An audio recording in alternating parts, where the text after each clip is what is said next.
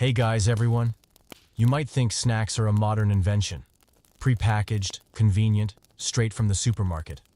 But if we journey back to the Middle Ages, we'll see that people back then had fast food too. The only difference? It was usually fried in lard and had a high risk of burning your fingers. Tonight we'll begin with the legendary treat that made entire villages stop what they were doing. Apple fritters. Crispy, sizzling, deliciously greasy, and sometimes a little too charred. So before you settle in, take a second to like this video and subscribe. But only if you genuinely enjoy what I do here. And leave a comment to tell me where you're listening from and what time it is there. I always love knowing who's joining this sleepy journey worldwide. Now, turn off the lights, switch on a gentle fan if you enjoy a soft humming sound, and let's glide into tonight's story. You're walking through a bustling village fair, music playing, people laughing, and a smell you could never mistake. It mixes roasted apples, sizzling lard, and something slightly burnt. The unmistakable scent of a legendary snack, apple fritters. At the corner of the fair, a vast black iron pot boils furiously while a woman ladles in batter with the expression of a street performer who's out of patience. The batter is thick, with chopped apples, a bit of ale yeast, some sugar, and perhaps a spoonful of intuition. No one knows the exact recipe. They know, if it puffs up and doesn't explode, it's a success. The lard has been reused many times. You know it. Everyone knows it. No one cares. You hand over 2 small coins and receive a piping hot fritter. Crispy, golden, and just a bit dangerous. Bite too soon, and it'll torch your tongue. You take a bite. And for a fleeting moment, all the troubles of medieval life melt away. The outside crunches. The inside is soft, stewed apple with hints of cinnamon, a mild sweetness, and an oddly comforting feeling. Even though you're fully aware that oil hasn't seen a filter in years. Fritters weren't just made with apples, pears, cheese, even minced meat. If you lived near a wealthy household or someone just finished butchering, all appeared. There are records of Londoners eating fritters stuffed with pig brains. You don't ask. You don't want to know. You eat. And you're happy. Why was this simple dish so beloved? Because it was warm. Because it was sweet.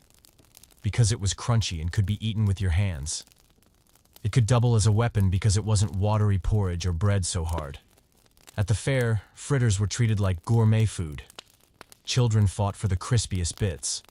Adults pretended to share but always kept the biggest one. The cook wiped the sweat from her brow and kept ladling more batter. No refrigerators. No wrapping paper. Just smoke, grease, and grins. Fritters were food for the moment. You couldn't take them home. I couldn't pack them for later. You had to eat them then and there. While hot, the sugar still sparkled, and your heart fluttered with crunchy joy. There's a tale of a man who proposed with fritters. 4 fritters, wrapped in a clean handkerchief. The girl accepted, ate one, looked at him, and nodded. They say love is sacred, but sometimes it only needs a bit of apple and hot grease. Fritters also appeared at roadside stalls. You once saw an older woman selling fritters outside the church. Her hands shook, but not the ones she fried with. Each fritter was identical, as if she'd done nothing else her entire life. A child licked off the sugar and gave the rest to a dog. A drunk man took 1 bite and laughed to himself for half an hour. You understand. Fritters could make people believe that life wasn't so bad. Historians debate where fritters came from. Some say France.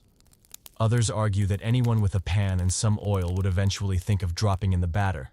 No one knows for sure. But you know this. If fritters existed today, you'd eat one. No explanation is needed. Your fritter is nearly gone. You savor the last bite, slowly, carefully, like saying goodbye to an old friend and heading into culinary memory. Around you, the smell of grease lingers. The sizzle from the pan still calls. But you know, one was enough. At least for tonight. You wipe your hands on your tunic and leave the food stall heart-light. You've just tasted one of humanity's oldest snacks. No label, no advertisement, just laughter, hot lard, and one undeniable truth. You've just eaten a little piece of happiness. Imagine you're chewing something soft, a little salty, and it squeaks in your mouth. No, it's not a mouse. Cheese curds are little nuggets of fresh cheese that squeak like a tiny thunderstorm conference inside your teeth.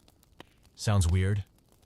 Welcome to the snack that talks back, where eating isn't just a flavor, it's an experience. Cheese curds aren't fully formed cheese. They're cheese in their teenage years, not quite mature, but full of personality. They're made from fresh milk, curdled, drained, and rested for a bit, like you slumping silently after a long, bad day. Medieval people didn't discover cheese curds because they were trying to invent a new snack. They just forgot to finish making cheese. As with most great inventions, it happened thanks to laziness, distraction, or a sudden thunderstorm that kept everyone inside. But instead of tossing it out, someone took a bite and discovered, not bad. Kind of salty. Wait, why is it squeaking? Cheese curds became a typical snack. Easy to make, affordable, and convenient. You could eat them while plowing a field, chatting with friends, attending a sermon, or during gatherings where no one's sure it's a feast or a funeral. Some added salt, mixed in herbs, or left in the sun to firm up slightly. Others deep-fried them, turning them into golden, crispy on the outside, gooey on the inside bites. Some records refer to them as battle-ready cheese. You pick up a pale white curd shaped like a cloud torn in half. Place it on your tongue. The milkiness taps gently. The salt dissolves slowly. And then the tiniest squeak, like a mouse footstep. You laugh, not because it's funny, but because you feel alive. You're eating something with no fixed recipe or precise measurements, just something made by feel, ear, and gut instinct. Some say cheese curds are snacks for simple folk, because you don't need an oven, no waiting weeks for fermentation, just milk and enough patience not to throw it out in the first 2 hours. Each village had its method. Some added onions. Some let them sour slightly for a tangy bite. Others made too much and turned curds into the main dish out of necessity. You once watched your grandmother eat cheese curds on a quiet afternoon, sitting on the porch, chewing slowly like she was savoring old memories. She said, "Back then, cheese was for the rich. This was humble cheese. You tried making curds once with your mother. Fresh milk from the family cow, Hilda, who always stared at you with judgmental eyes. You poured it into a pot, stirred, added rennet, and waited. When the white clumps appeared, you said, 'Looks like tofu.' Your mom glared. 'Don't say that in front of cheese.' You squeezed one gently in your hand. Software, slightly sticky, oddly comforting. It's like the cow forgiving you for every awkward milking session. This snack isn't exotic, but it's not ordinary either. It won't blow your mind, but it'll show up when you need it. Like a friend who's not flashy, not loud, but always has salt in their pocket and knows the right time to smile. People carried cheese curds on journeys, wrapped in leaves, or kept them in leather pouches as road snacks. Some even fried them with honey, creating a dessert so confusing it made you question reality. You remember bringing cheese curds to a village gathering. A child picked one up, suspicious. "What's this?" You said, "Cheese that hasn't grown up yet." He bit it. I heard a squeak. I laughed out loud. I ate 3 more. Cheese curds don't last long. They mold quickly, sour easily, and never develop the depth of aged cheese. But that's why people devour them, and laugh quickly, and live just enough. You sit on a wooden stool, nibble another piece, no expectations. I want to hear that squeak a little longer. Because in an age where things fall apart so easily, a simple snack, one that squeaks and asks for nothing, might be precisely what keeps you grounded. You eat the last bite. It squeaks a soft goodbye, and you smile. The cheese isn't old, but the feeling is complete. Have you ever thought a turnip could become dessert? Medieval folks probably didn't either. But when there were no apples, money, or options, they had turnips. And imagination. And so, the turnip cake was born. No one's saying it was a good idea. But when it's cold, you're hungry, and all left in the house are a few limp turnips, a bit of flour, and hope thinner than a thread. You bake. The result? A cake that looks like a savory dish tastes like something Swedish, and the flavor depends entirely on luck or someone's mistake in the kitchen.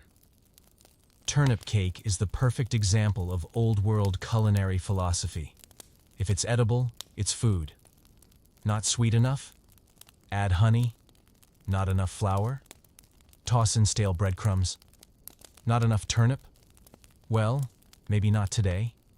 You hold a slice in your hand, warm, soft, edges slightly charred. It smells of honey, scorched flour, and a mysterious earthiness you choose to believe is just bold turnip character. You take a bite. First taste, sweet. Next, the turnip makes itself known, boldly, stubbornly, and then you chew slowly, thinking, not that bad. Medieval folks called this a salvage dish. Not because it was good, but because wasting it would be a shame. One baking could last the whole week, if you weren't picky and knew how to store it in cloth and prayer. Some mixed in dried flowers for fragrance. Others added cinnamon, cumin, or old cheese scraps. A noble attempt to confuse the tongue. You once heard a story about an old lady who added onion juice to warm the belly. No one ate it twice, but everyone survived. Turnip cake also tested relationships. Giving someone a slice meant, I don't have anything to offer, except courage. If they finished it, you married. If they couldn't swallow it, you remained lifelong friends. You once saw a monk eating turnip cake while quoting scripture. Unclear if it was to bless the cake or survive it spiritually.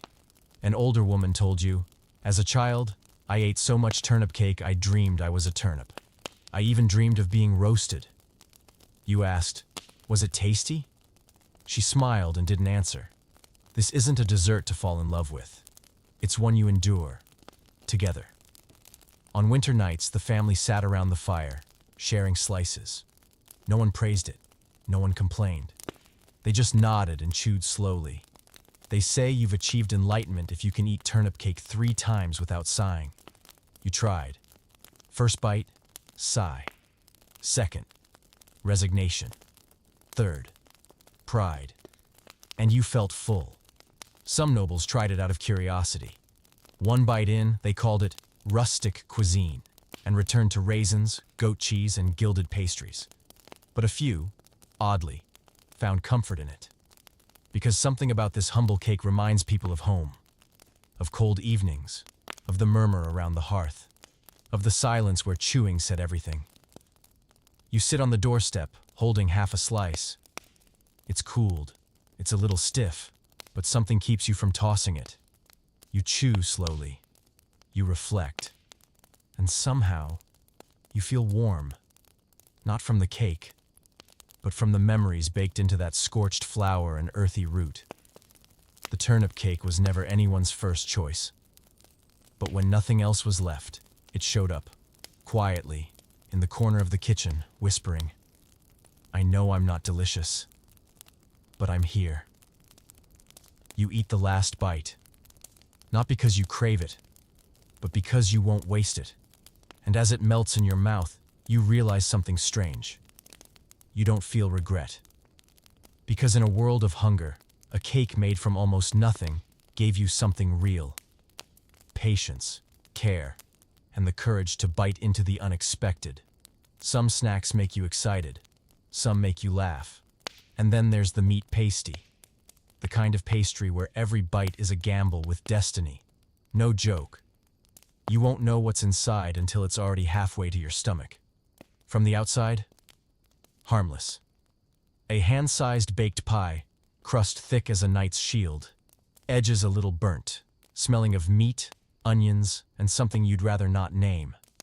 The medieval pasty was the real-life version of a hot pocket, except there was no fridge, no microwave, and usually no wrapping. All you needed was a clay oven, some rough flour, and whatever protein was lying around. And I do mean whatever. Today, it might be pork and onions. Tomorrow, half a roast chicken left over from yesterday's festival. And if luck turns against you, maybe rabbit, pickled herring, or something that smells profoundly aged. Villagers called it the the faith-baked pie. Because you had to trust, the baker wasn't just cleaning the pantry blindfolded.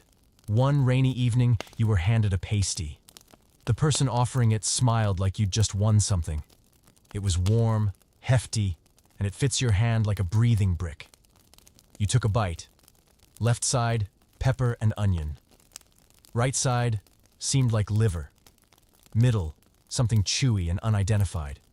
You swallowed, smiled politely, and asked, "What meat is this?" The baker shrugged. Whatever ran the slowest. Pastries were convenient food. Made in advance, baked, wrapped in linen, carried to the fields, the forest, or the market. The thick crust kept the filling warm and protected it from sun, rain, road dust, and mice. Because mice didn't know what was inside like you. For the working class, it was a complete lunch. Flour, fat, meat, mystery, and a life lesson in managing expectations. Some creative bakers even filled sweet pasties with apples, pears, or pumpkins. Sounds charming until you bite into one where the left side is apple and the right side is rabbit. Because someone forgot to separate the fillings. You once saw an old lady selling pasties in the marketplace. She had her secret marking system. Little slashes on the crust. 1/ equals pork. 2 equals vegetable. 3 equals you don't want to know. You asked her, "Why not just write what's inside?" She winked. If they knew, no one would buy it. One time, your village held a legendary pasty festival.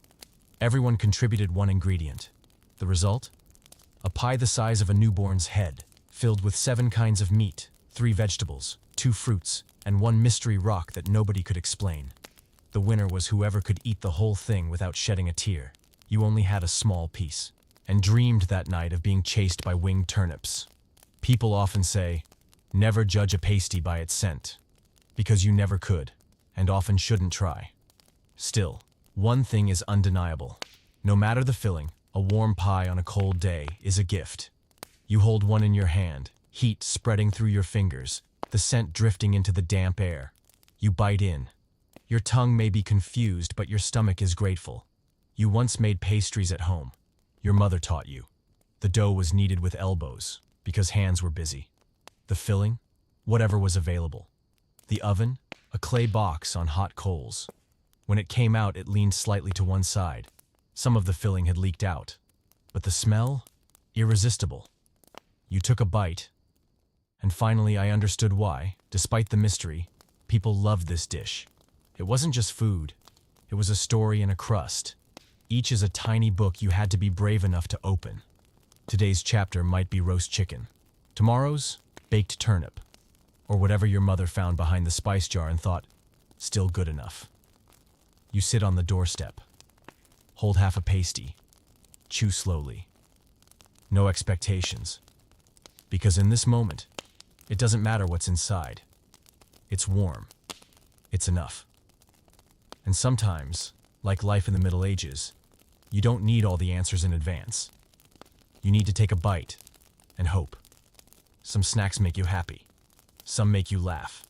And then some make you clamp your mouth shut and contemplate the fragility of your teeth. Introducing candied fennel seeds. It's a tiny snack with shockingly enormous dental consequences. Imagine sitting at a medieval wedding. Guests are full, chatting, and wiping grease off their faces. Then, the host scatters a handful of sugar-coated fennel seeds from a little cloth pouch. The rich sprinkle them on cakes. The common folk chew them like ancient breath mints. And children? They squint and whimper. Why is it so hard? Candied fennel seeds are not for the impatient. They're the size of a grain of rice, but each is encased in a thick white sugar shell, as dense and unforgiving as a polished horseshoe. You try one. Your teeth collide with that sugar like 2 ox carts crashing in a quiet lane. A faint crunch, then a waft of unexpected flavor. Cool, herbal, slightly medicinal. The fennel hits your senses like a confused tea leaf that wandered into a candy school. Medieval folks adored this snack, for several reasons. It freshened the breath after meals full of garlic, salted fish, or whatever that was, but we ate it anyway. 2. Fennel was believed to ease indigestion, reduce bloating, and ward off evil spirits. Third, it gave off a sense of elegance. After all, anyone who could calmly chew a dozen tiny rocks disguised as candy had discipline and impressive self-control. The wealthy served them in glazed ceramic jars at the end of banquets. To cleanse the palate, they'd say. More like to erase the memory of that burnt venison, you'd think. You were once gifted a small pouch at an early winter feast. Try one. Freshens your breath, the host said. You did, and sure, your breath was fresh. But so were your regrets. You didn't know whether to chew more or press them against your gums like minty massage stones. And yet, this oddly painful treat has stood the test of time. Records show candied fennel seeds date back to ancient Rome, made their way through monasteries, and eventually became a light dessert at medieval European banquets. Monks claimed they helped maintain alertness during long prayers. They probably needed something to chew on to stay awake. At market fairs, you'd see an older woman with a basket full of shimmering white seeds. Children would gather around, grabbing tiny pinches into cloth pouches. One copper coin earned a handful, which you could chew through in about 3 hours if careful. One kid once stole a few and tucked them into his cap. He popped one in his mouth 3 steps later and immediately yelped from the earthquake. Candied fennel seeds taught moral lessons, not through sermons, but through solidified sugar. You tried making some at home.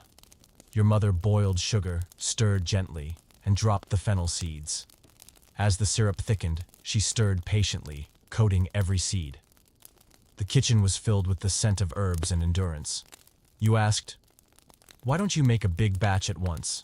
She replied, "Because you'll stop chewing properly if there's too much. This snack is about patience." And she was right. Candied fennel seeds are for people who chew slowly. People who savor the slow release of licorice-like flavor without rushing. When you nap like that, there's no guilt. Just survival. It's about mindfulness.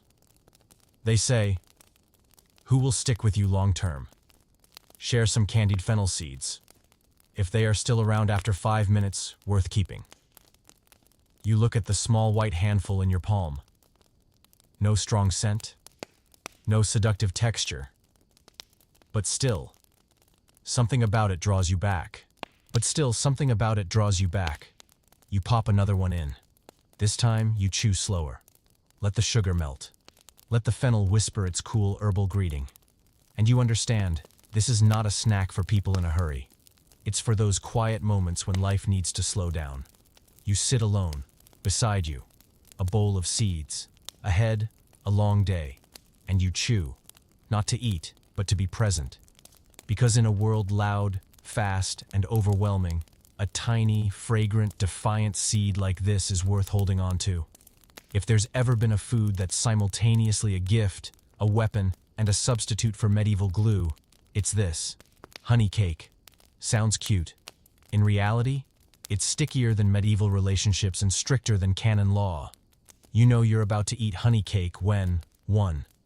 You hear a distinct skirk peeling back the linen wrapping. 2. The cake doesn't fall into your hand. It stretches toward you. 3. You mentally prepare yourself like you're disarming an edible mousetrap. Honey cake isn't your soft, fluffy sponge. It's more like the ancient ancestor of a protein bar. Dense, sweet, compact, and capable of surviving war, winter, and rowdy grandchildren. The ingredients are deceptively simple. Honey, barley flour, sometimes dried fruit or herbs. It's baked until done, and then left to mature. Aging time? It could be a few weeks, it could be a few months, or, as one village grandma put it, until someone's hungry enough to risk it. You once received a piece of honey cake during a spring festival. It was small, square, heavy, and could double as a paperweight. The giver said, "Made with special honey. Bees only fed on flowers no one dares climb to." You weren't sure whether to feel honored or afraid. You took a bite. Your teeth hit the edge. The first sensation wasn't sweetness. It was resistance. You bit harder. The surface cracked. Then the honey hit, deep, rich, earthy, almost herbal. And then stickiness, on your lips, on your fingers, on your soul. Medieval folks adored honey cake for 3 reasons. 1. It lasted forever. In an age without fridges, shelf-stable sweets were a miracle.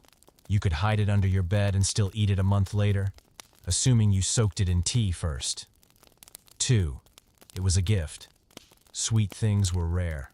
Honey is even rarer.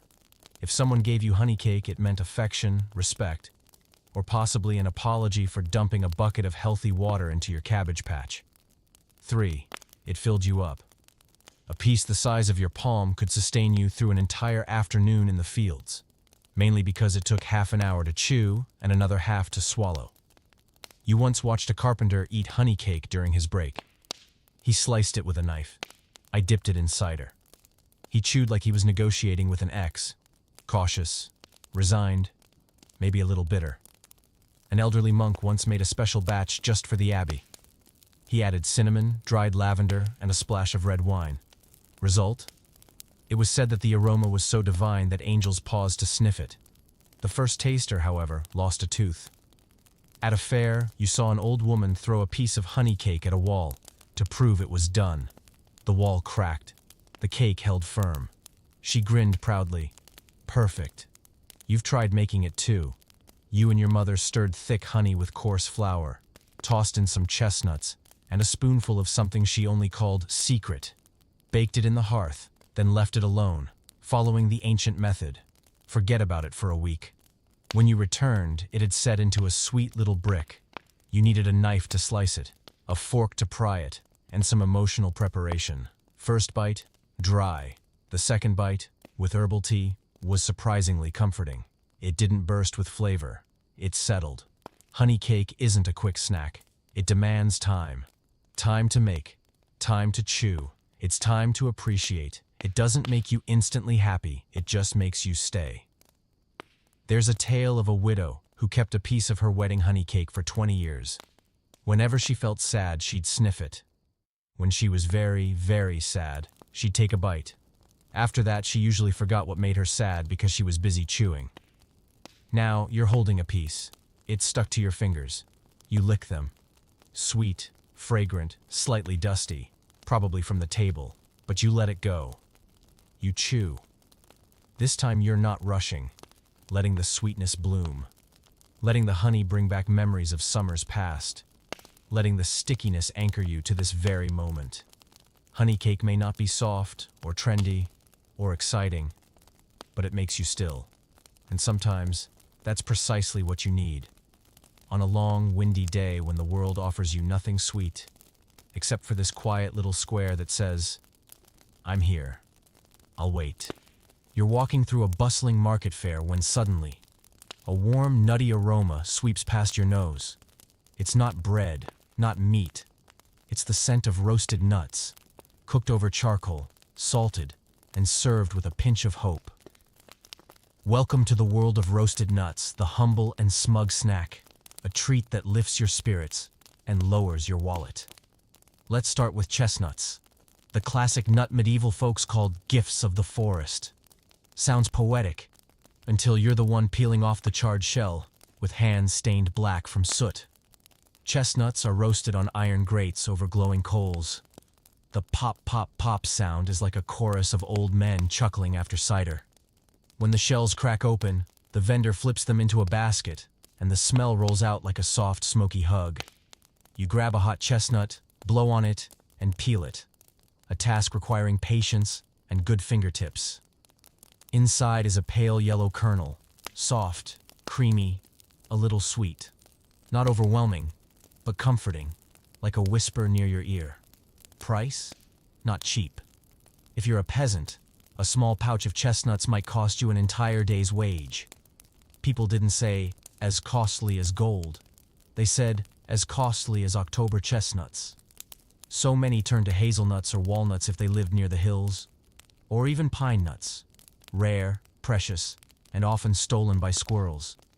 The nobility, of course, had fancier versions. Nuts roasted with honey, spiced with herbs, even dusted with edible silver. Each bite like kissing a coin goodbye. You once attended a feast at a nobleman's manor. A platter of nuts sat at the center of the table. Eagerly, you tried one. First nut, sweet, with mint. Second, lightly salted, peppery. Third, a fiery ambush. The host laughed. I call this a game of chance. Roasted nuts weren't just food. They were social icebreakers, taste bud tests, and party fuel. Some villages even held contests. Who can chew nuts without biting their tongue? No one won. But everyone laughed. In your village, roasted nuts were a treat saved for festivals and holy days. Your mother once roasted mung beans with salt and a hint of honey, wrapped them in dried banana leaves, and tucked them into your sweater like a tiny secret gift. You'd unwrap the leaves slowly, pick each nut gently, and chew to the soft crackling of winter. No chocolate, no refined sugar, just roasted nuts. And that moment? That was enough. Street nut vendors were local legends. They carried wide iron pans, trailing the scent of smoke and roasted shell behind them as they called out in their thick dialects, "Hot chestnuts! One bite warms your life." No one believed the slogan, but everyone bought some. It was a good day if the nuts were hot, fragrant, and not moldy. You once skipped school for half a day to follow a vendor through 3 villages. Not because the nuts were that good, but you wanted to learn how he stirred the coals with a bamboo stick without ever getting smoke in his eyes. In coastal regions, nuts were flavored with sea salt, dried seaweed, and powdered dried fish. That version wasn't for the faint of heart, but for fishermen, the snack kept them warm at sea. Children loved playing nut scavenger after the market closed. They'd dig through ashes to find stray nuts, tucking them into pockets like treasures. Some grannies kept roasted nuts in their handkerchiefs, ready to hand out as surprise rewards to whichever grandkid behaved that day. You once received such a gift, sitting under the porch, nibbling while Grandma told ghost stories. Roasted nuts require almost nothing. Nuts, fire, a grate, and time. But they carry warmth of home, human hands, and memories you don't fully remember, but somehow never forgot. Now, you're holding the last chestnut in your hand. It's not perfect, slightly burnt on one edge. But you eat it anyway, because it's the end of the story, and you want to hold on to it just a little longer. Even if your pouch is a little lighter, you feel a different kind of rich, because some things, like roasted nuts, aren't measured in silver or coins, but in warm breaths on cold days, and the small joy cradled gently in the palm of your hand. You're cold, it's drizzling, your hands are shaking, and then you see it. A large pot, steaming, ruby red, wafting the scent of cinnamon into the winter air. Welcome to mulled wine, the medieval hug in a mug. Not everyone had wine, fewer had spices. So when someone boiled wine with cinnamon, cloves, ginger, and dried orange peel, it wasn't just a drink, but a ceremony. At winter fairs, the mulled wine pot often sat like a portable fireplace in the middle of the crowd. People gathered around it, clutching clay cups, faces flushed, maybe from the wine or the feeling of being gently roasted from within. You hold a hot cup. It smells of cinnamon, star anise, dried citrus, and forgiveness. One sip, and it feels like a wool blanket sliding down your throat. And you think, so this is how they survived winter without going mad. Mulled wine wasn't just a drink. It was liquid comfort, a reason to gather, and sometimes even an excuse to flirt. Legend says, if you offer someone a cup of mulled wine in December, and they don't wince after the first sip, marry them. You tried. They winced as they'd bitten into a raw orange peel. You politely offered it to someone else. For the cook, mulled wine was a matter of pride. Recipes were fiercely guarded. Who added more star anise, used broken cinnamon sticks instead of whole ones, and had aged dried orange from last year for depth of aroma. You once saw a woman make hers with red wine, honey, crushed ginger, and a sprig of rosemary. You asked, "What's that for?" She smiled. "Aromatics." You weren't sure. But after one sip, you oddly missed the forest. Some people even added black pepper. To warm the blood, they said. You drank it, and your blood warmed so quickly you had to sit down. Children, of course, weren't allowed any, but they got hot grape juice, the underage version. Still, they looked at the mulled wine with the tragic eyes of kittens left out of the party. You remember your first taste, age 16, a sneaky sip from your uncle's cup. First reaction, fragrant. Second, burning. Third, tears, and a craving for more. Your hands were sticky with honey because the cup was filled to the brim and spilled over the edge. You licked your fingers, and since then, sticky fingers have been a winter memory. Farmers drank it at year's end. The granaries were full after the harvest, and no one wanted to see another turnip. A cup of hot wine was a reward, a farewell to exhaustion, a warm sigh for a cold year. At village gatherings, they played "Don't Spill the Wine." You had to tell a story or sing a folk song if you spilled. You spilled 3 times in a row. Your final story? It is about a rooster who couldn't crow and got kicked out of the coop. You were never a great drinker, but mulled wine always made you smile, not because it was better than tea or plain water, but because it was warm, from hand to mouth to heart. An older woman once said, "A winter without cinnamon wine isn't winter at all." You believed her. She wore a red wool scarf and always had roasted chestnuts in her bag. Who wouldn't trust someone like that? Mulled wine could stay warm all night by the fire, with family, wrapped in stories that kept breaking off because of laughter.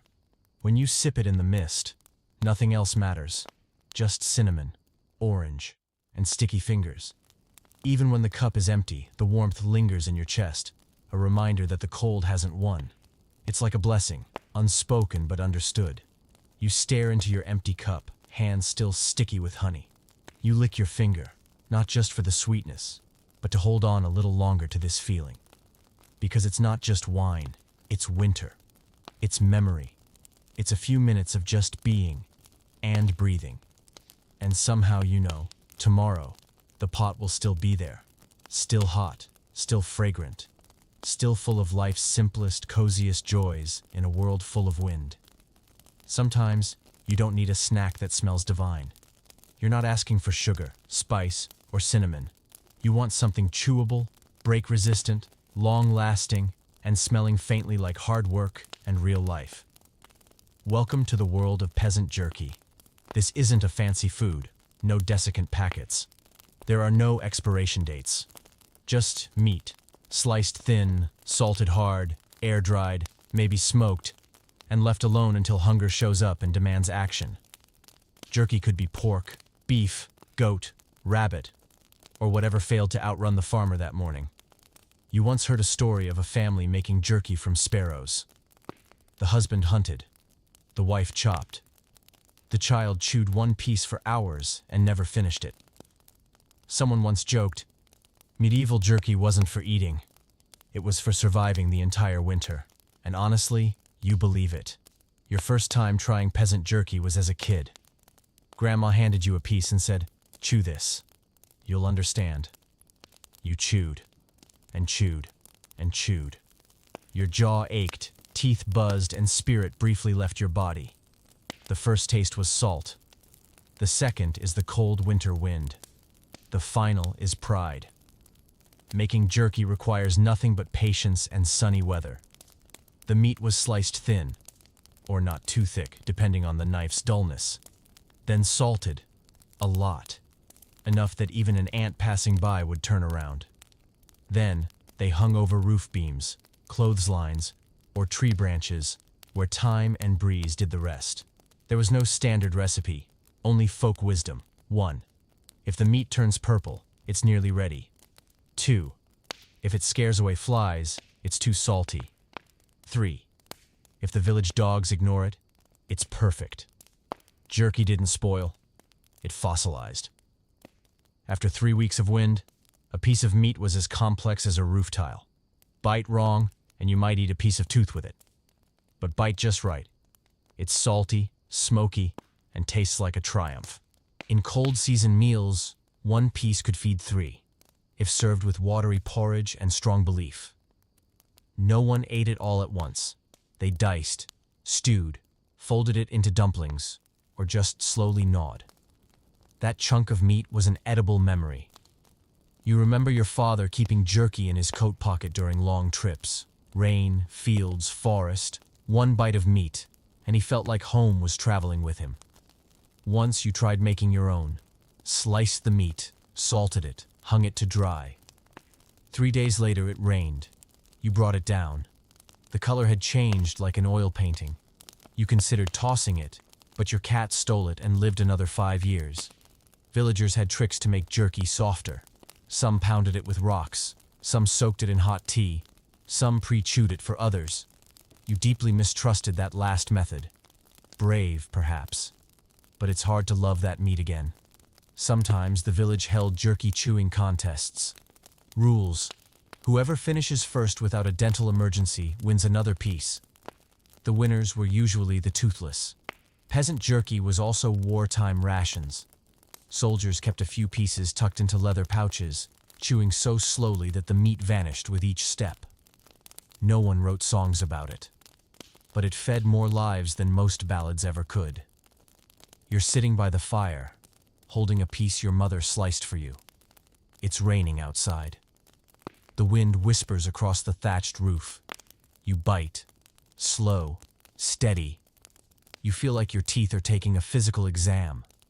But once you break through to the softer center, the scent of wood smoke gently spreads, and you nod. Not because it's delicious, but because you've earned it. Jerky doesn't pamper you. It makes you rise to meet it, to chew with intention. Someone once said, jerky is a silent companion. Not flashy, not noble, but always there, tucked in a cloth pouch, ready when hunger roars. You finish the last bite. Your tongue tingles, but your chest feels warm in a strange way.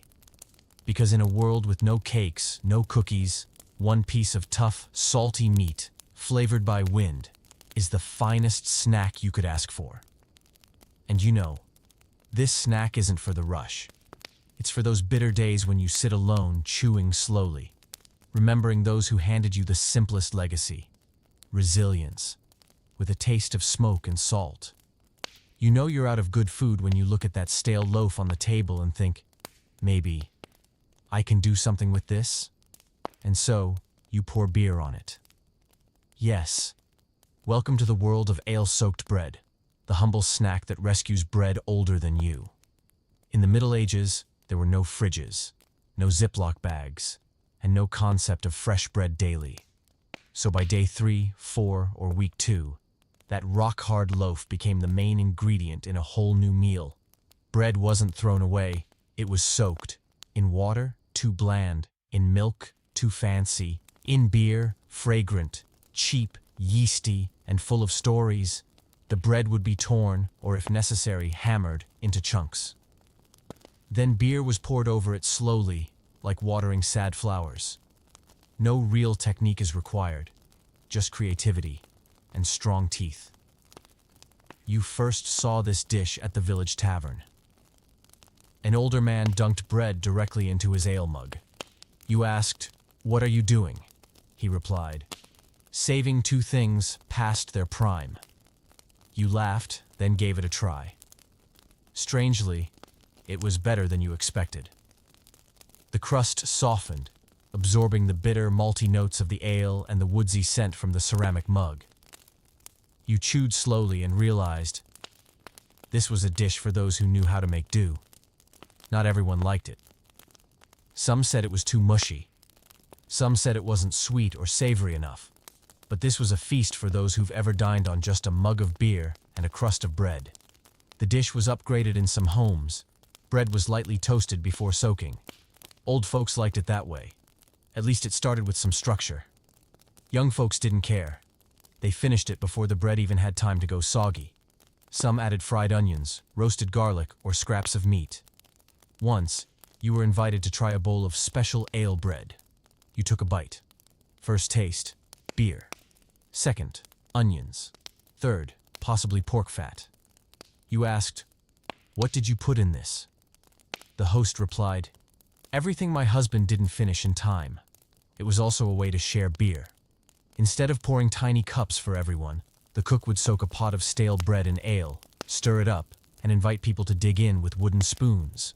No measurements, no fighting for portions, just slurping, laughter, and the occasional polite burp. You once made this at home. Used old bread your mother had dried out for the chickens. Snuck some beer from your father's clay jar. I poured it in, waited. Your dog looked at you like you were either a genius or an unholy menace to culinary tradition. You took a bite. Not amazing, not awful, but there was something that kept your spoon moving. Because really, this wasn't food to savor. It was food to get through. Get through a day when no one went to market. Get through a rainy evening when the fire was cold and no one felt like cooking. A grandmother once said, "This dish is like life. Old, soggy, but with a bit of yeast and patience. It goes down." You were 10. But ever since, you've remembered that line every time you bite into ale-soaked bread.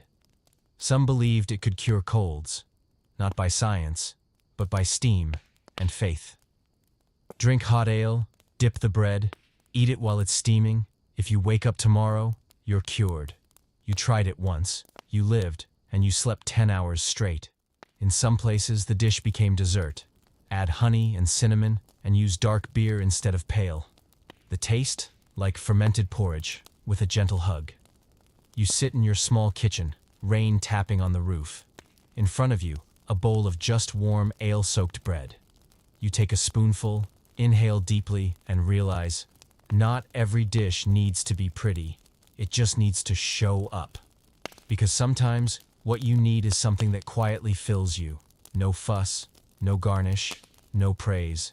Just a little bread, a little beer, and the feeling that something in the world still has your back. You finish the bowl. Your tongue remembers the gentle tang of yeast.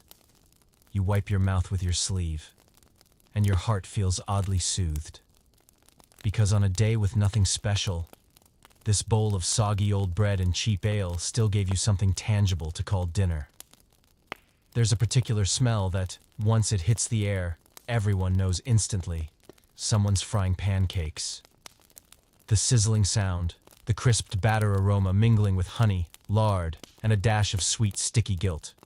It can only mean one thing: sugar-drenched pancakes. Sounds fancy, but in truth, they're soft, slightly burnt-edge fritters drowned in honey syrup until your fingers surrender. Sticky, shiny, and unapologetically delicious. A snack that's as messy as it is divine. The kind that makes you lick your fingers 3 times for every bite. You first encountered it in a monastery during Lent. The monk said, "This is a modest breakfast." You looked at the pan overflowing with syrupy golden pancakes and thought, if this is modest, then birthday cake must be punishment. The batter was made of coarse flour, soured starter, or eggs, and a splash of fermented milk. No need for elegance or symmetry. As long as it hits the pan and goes shh, it's blessed.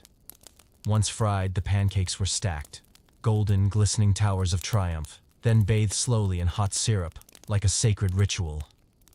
The sight alone could make a grown man reconsider every life choice that led him away from the kitchen. You bit into the first one.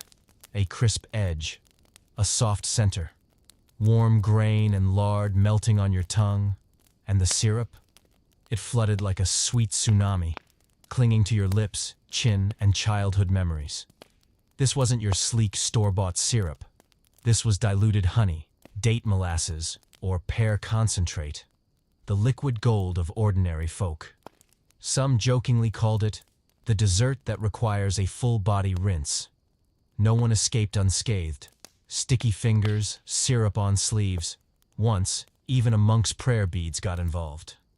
You remember your first syrup pancake at the autumn fair. A woman fried them beside a crackling fire, tapping rhythm on her pan with a wooden spoon. People queued not because they were hungry, but because they felt they deserved something sweet. The pancakes were wrapped in dry banana leaves, drizzled with syrup, and sprinkled with grated orange peel. You held your serving, inhaled deeply, and felt your heart exhale. You took a bite. Somewhere bagpipes played in the distance. Or maybe it was just your soul applauding.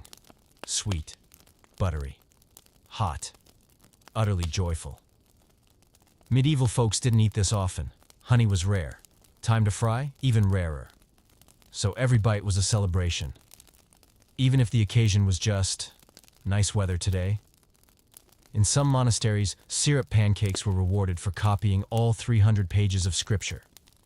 The monks ate silently, but their faces lit up like stained glass windows catching the sunrise. Kids adored this treat. They'd hover near the pan, eyes gleaming like cats watching roast meat.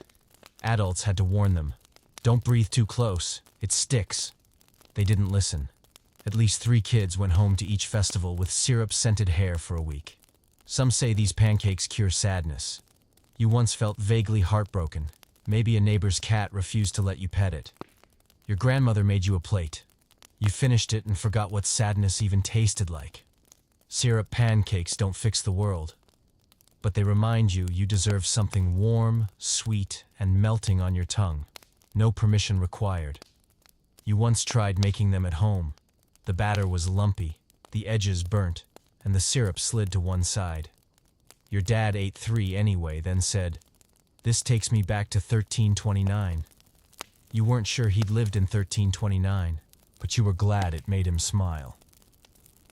One time, you passed through the market at dusk. Fresh pancakes were just out of the pan.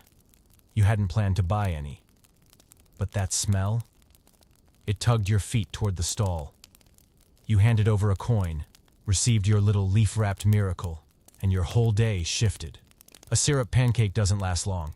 It melts quickly, sticks to your fingers, makes you lick your lips, and then sigh with regret that it's gone. But in the moment you bite down, you feel comforted. Sweetly, warmly, truly. You sit by the window. The plate is almost empty. Outside, it's still cold. But with that last bite, you realize that as long as this pancake exists, everything feels right for a while. And when you lick that final drop of syrup off your fingertip, you know this isn't just a snack. It's an edible memory. Proof that sometimes the world knows how to be kind, with a pancake and a generous pour of honey. If you think garlic bread is a modern invention, you've never smelled a slab of coarse medieval bread sizzling in a hearth oven, slathered in goose grease and fresh crushed garlic. Welcome to the world of goose grease and garlic toasts. Sounds fancy, but in reality, this was how people used every last part of a goose, especially the fat, because nothing that could fill your belly was ever wasted. Goose fat is golden, fragrant, and capable of turning anything it touches into a rich, glistening threat to your self-restraint. Medieval folks didn't always have butter, but they did have fat and garlic. So, the peasant's version of garlic bread was born. You'd take a slice of bread, hard, coarse, and uneven, like the faceplate of a retired knight.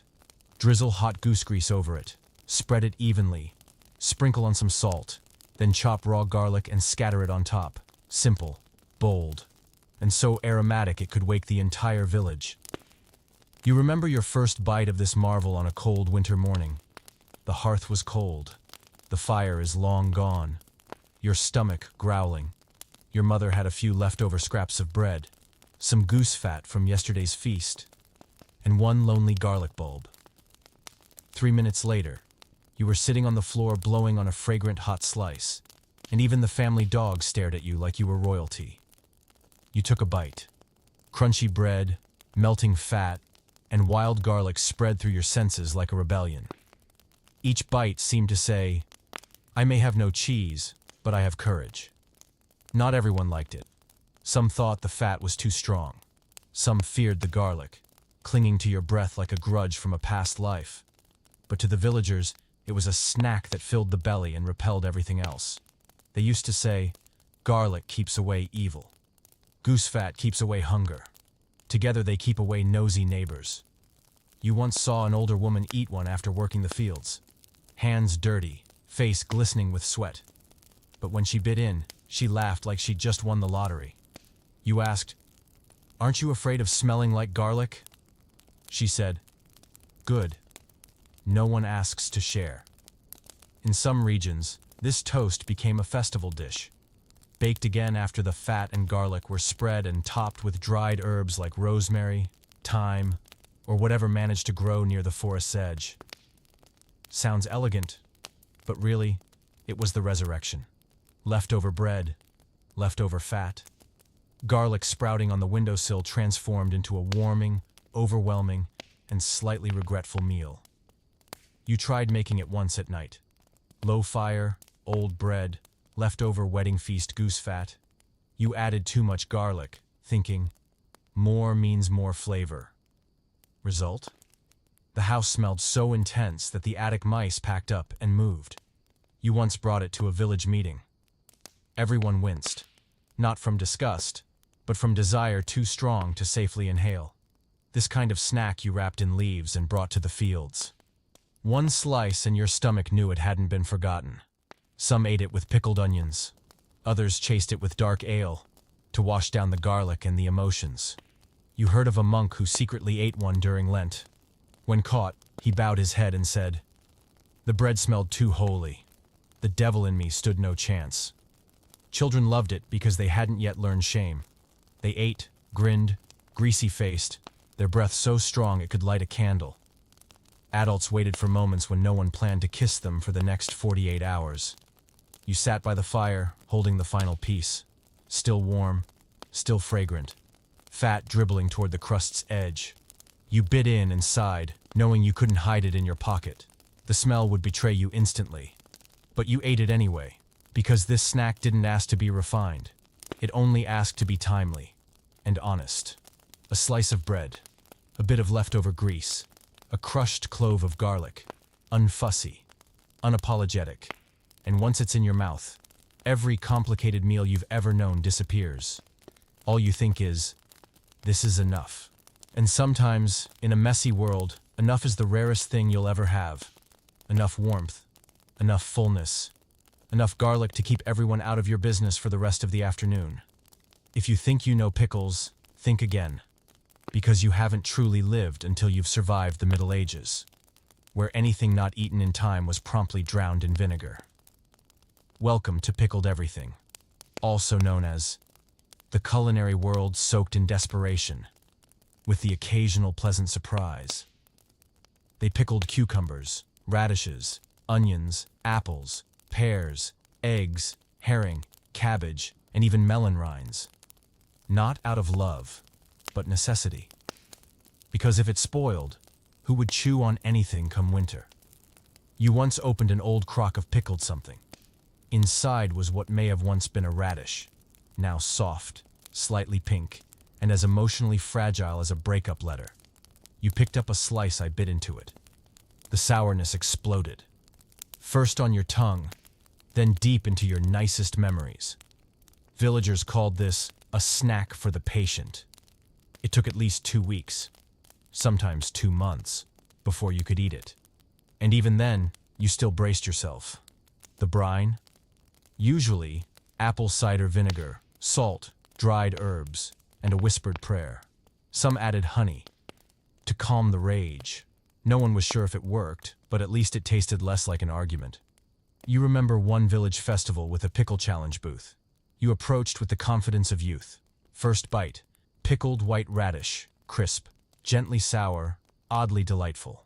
Second bite, red onion, bold, aggressive, capable of clearing a dance floor. The third bite, you don't remember because you were crying. An older woman smiled and said, "If a pickle doesn't make you tear up, have you even lived?" You nodded solemnly, wiped your eyes, and chugged half a mug of ale to find inner peace again. Pickled food wasn't just a snack. It was a palate awakener, a soup sidekick, a humble rice porridge companion, and more often than anyone liked to admit, the entire dinner. There's a tale of a man who survived a whole winter on nothing but pickled cabbage. He became a local legend. If it were you, you'd want a little statue too. Pickled goods lived in clay jars, wooden barrels, or stone crocks, tied up with cloth, sealed with twine, and stored in cool, dark places, as far from children as possible. Because accidents happened. There were incidents when a kid mistook pickle brine for apple juice. The village still talks about it. You were once tasked with opening your grandmother's pickled mustard greens jar. As the lid popped with a pft, the air filled with vinegar so sharp it rebooted your brain and erased your spelling homework. Still, you ate it. Because these pickles had a certain charm. Not the gourmet kind, but the satisfaction of knowing you were eating something that nearly became compost. Some folks got adventurous. They pickled pears. You tried one. It started sweet and then turned heartbreakingly sour. You asked the cook why. She said, because the chicken didn't finish them. There was once a monk who received a jar of pickled shallots.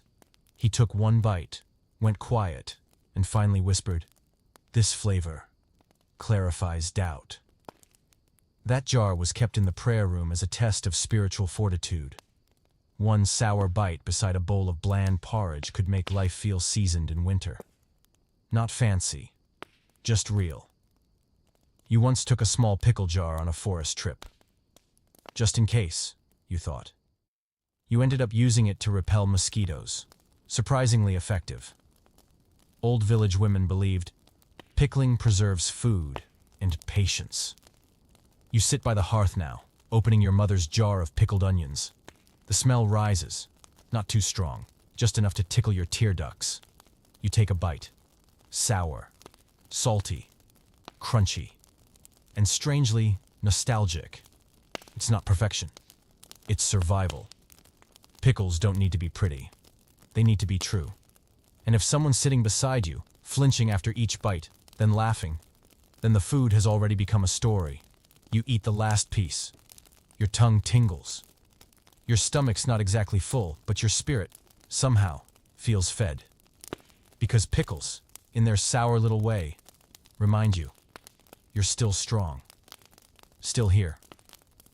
I'm still able to bite into something sharp and keep going. You know you're eating a medieval dessert when there's no sugar, no cream. And it's not sweet. Instead, it pretends to be by stuffing dates with whatever's left in the pantry and calling it dessert. Welcome to the world of stuffed dates, also known as the sweet for those who can't afford honey, but still want to impress. Dates, nature's sugary little miracles, were the go-to treat for nobles, monks, and anyone ever assigned to make dessert with exactly 5 ingredients and a prayer. First, you remove the pit. What's left inside is an empty pocket, not unlike your purse after tax season. Then you stuff. Stuff with what? That depends on creativity and desperation.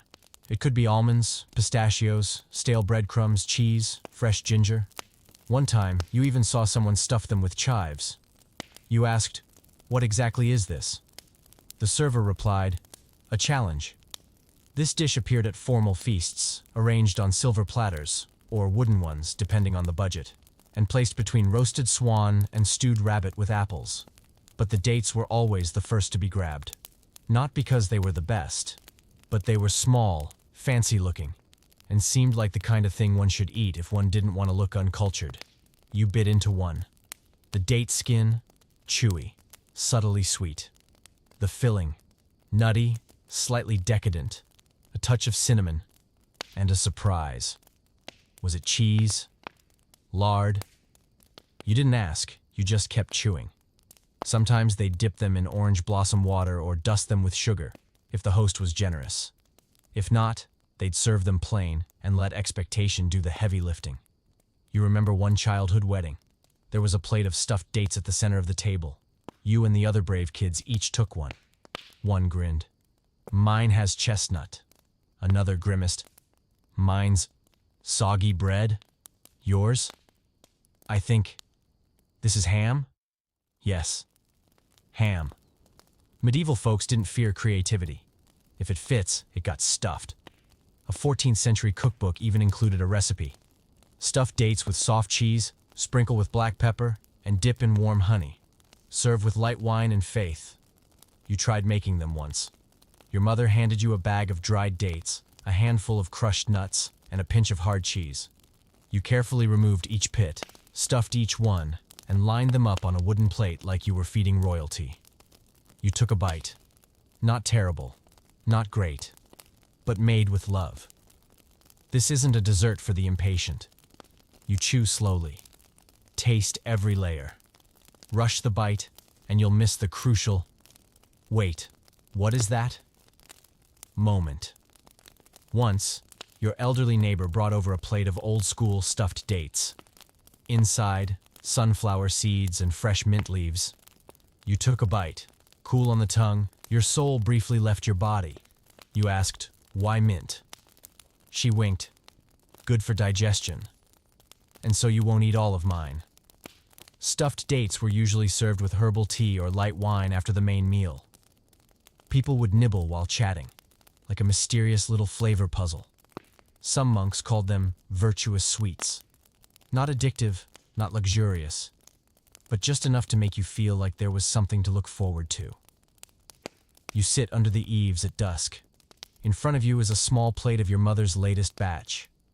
Inside, almond crumbs, a touch of honey, and a few peppercorns. You bite, then sigh.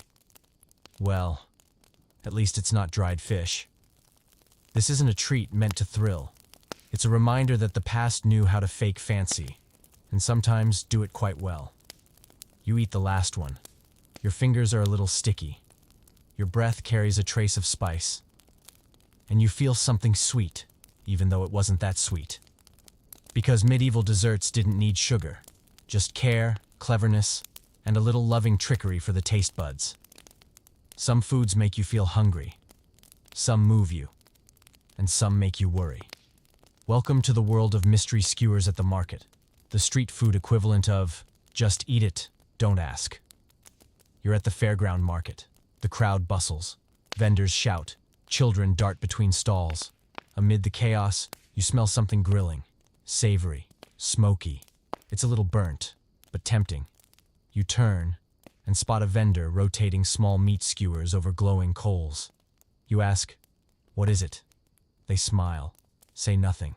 You ask again. They wink. Just try it. This is the first rule of street skewers.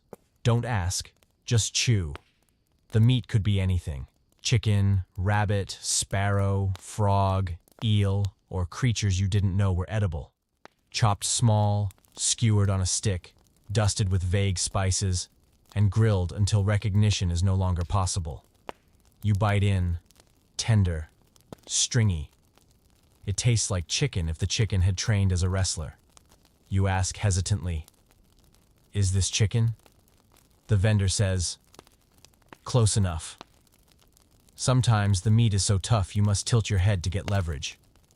Sometimes it's soft enough to melt, and your mind starts whispering, but what is this? But you keep eating. Because it has a strange allure. It's not refined, not fancy, but something about it makes you want more. An old skewer seller once said, it's not about the meat, it's about your courage. You're not sure if it's courage or extreme hunger. All you know is you finish the first skewer and order a second. Some say this dish was born from hunting failures, when hunters returned with just a few scraps, not enough for a pot, but perfect for a stick. So they marinated, grilled, and sold them cheap. For the curious. Once, you saw a skewer that appeared to have claws. You asked, this is bird, right? The seller grinned. It has wings. You laughed and ate it anyway. Some skewers are wrapped in leaves and grilled with onions and garlic, producing a sweet aroma that tricks your senses and morals. Others are all skin and fat, crispy, greasy, and addictive. After 3 bites, you start thinking about your cholesterol and keep eating anyway. Kids love this stuff. They don't ask questions. They know. More fat equals better skewer. They gather around the coals, licking skewers like candy, always asking for more, even if they can't name what they just ate. You once competed with a friend to see who could eat the most. You made it to 5. On the 6th, you paused. This one's weird. Your friend bit in, frowned. I think it's lizard. You paused. Then, I kept eating. Because the second rule of market skewers is, if you've made it this far, don't back out now. Some people go to markets just for the rare skewers. One boasts of eating a snake, another claims dove. One mysterious fellow swears he once had bat. Grilled well, tastes like beef with wings. You didn't verify. You just thought, I'm fine with meats with names.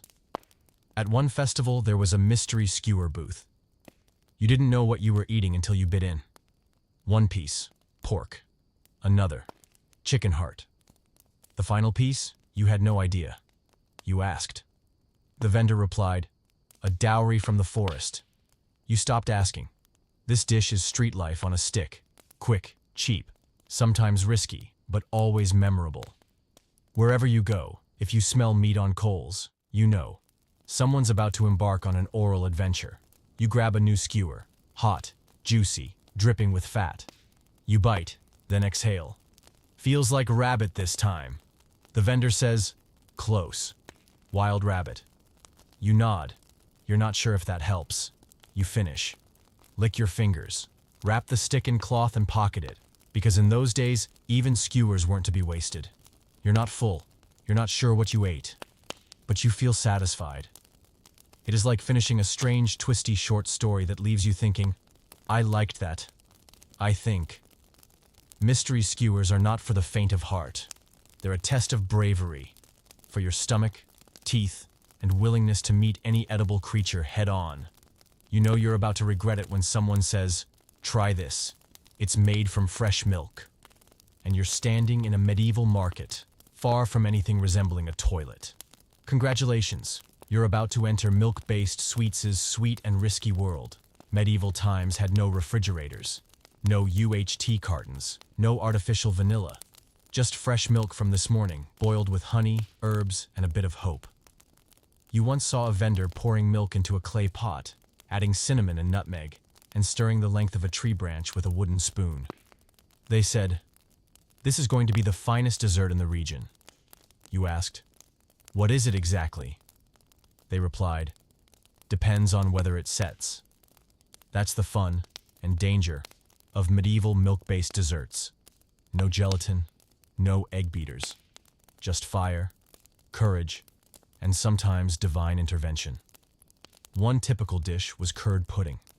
Milk curdled with vinegar or lemon, honey, and stale crumbs. Sounds like food.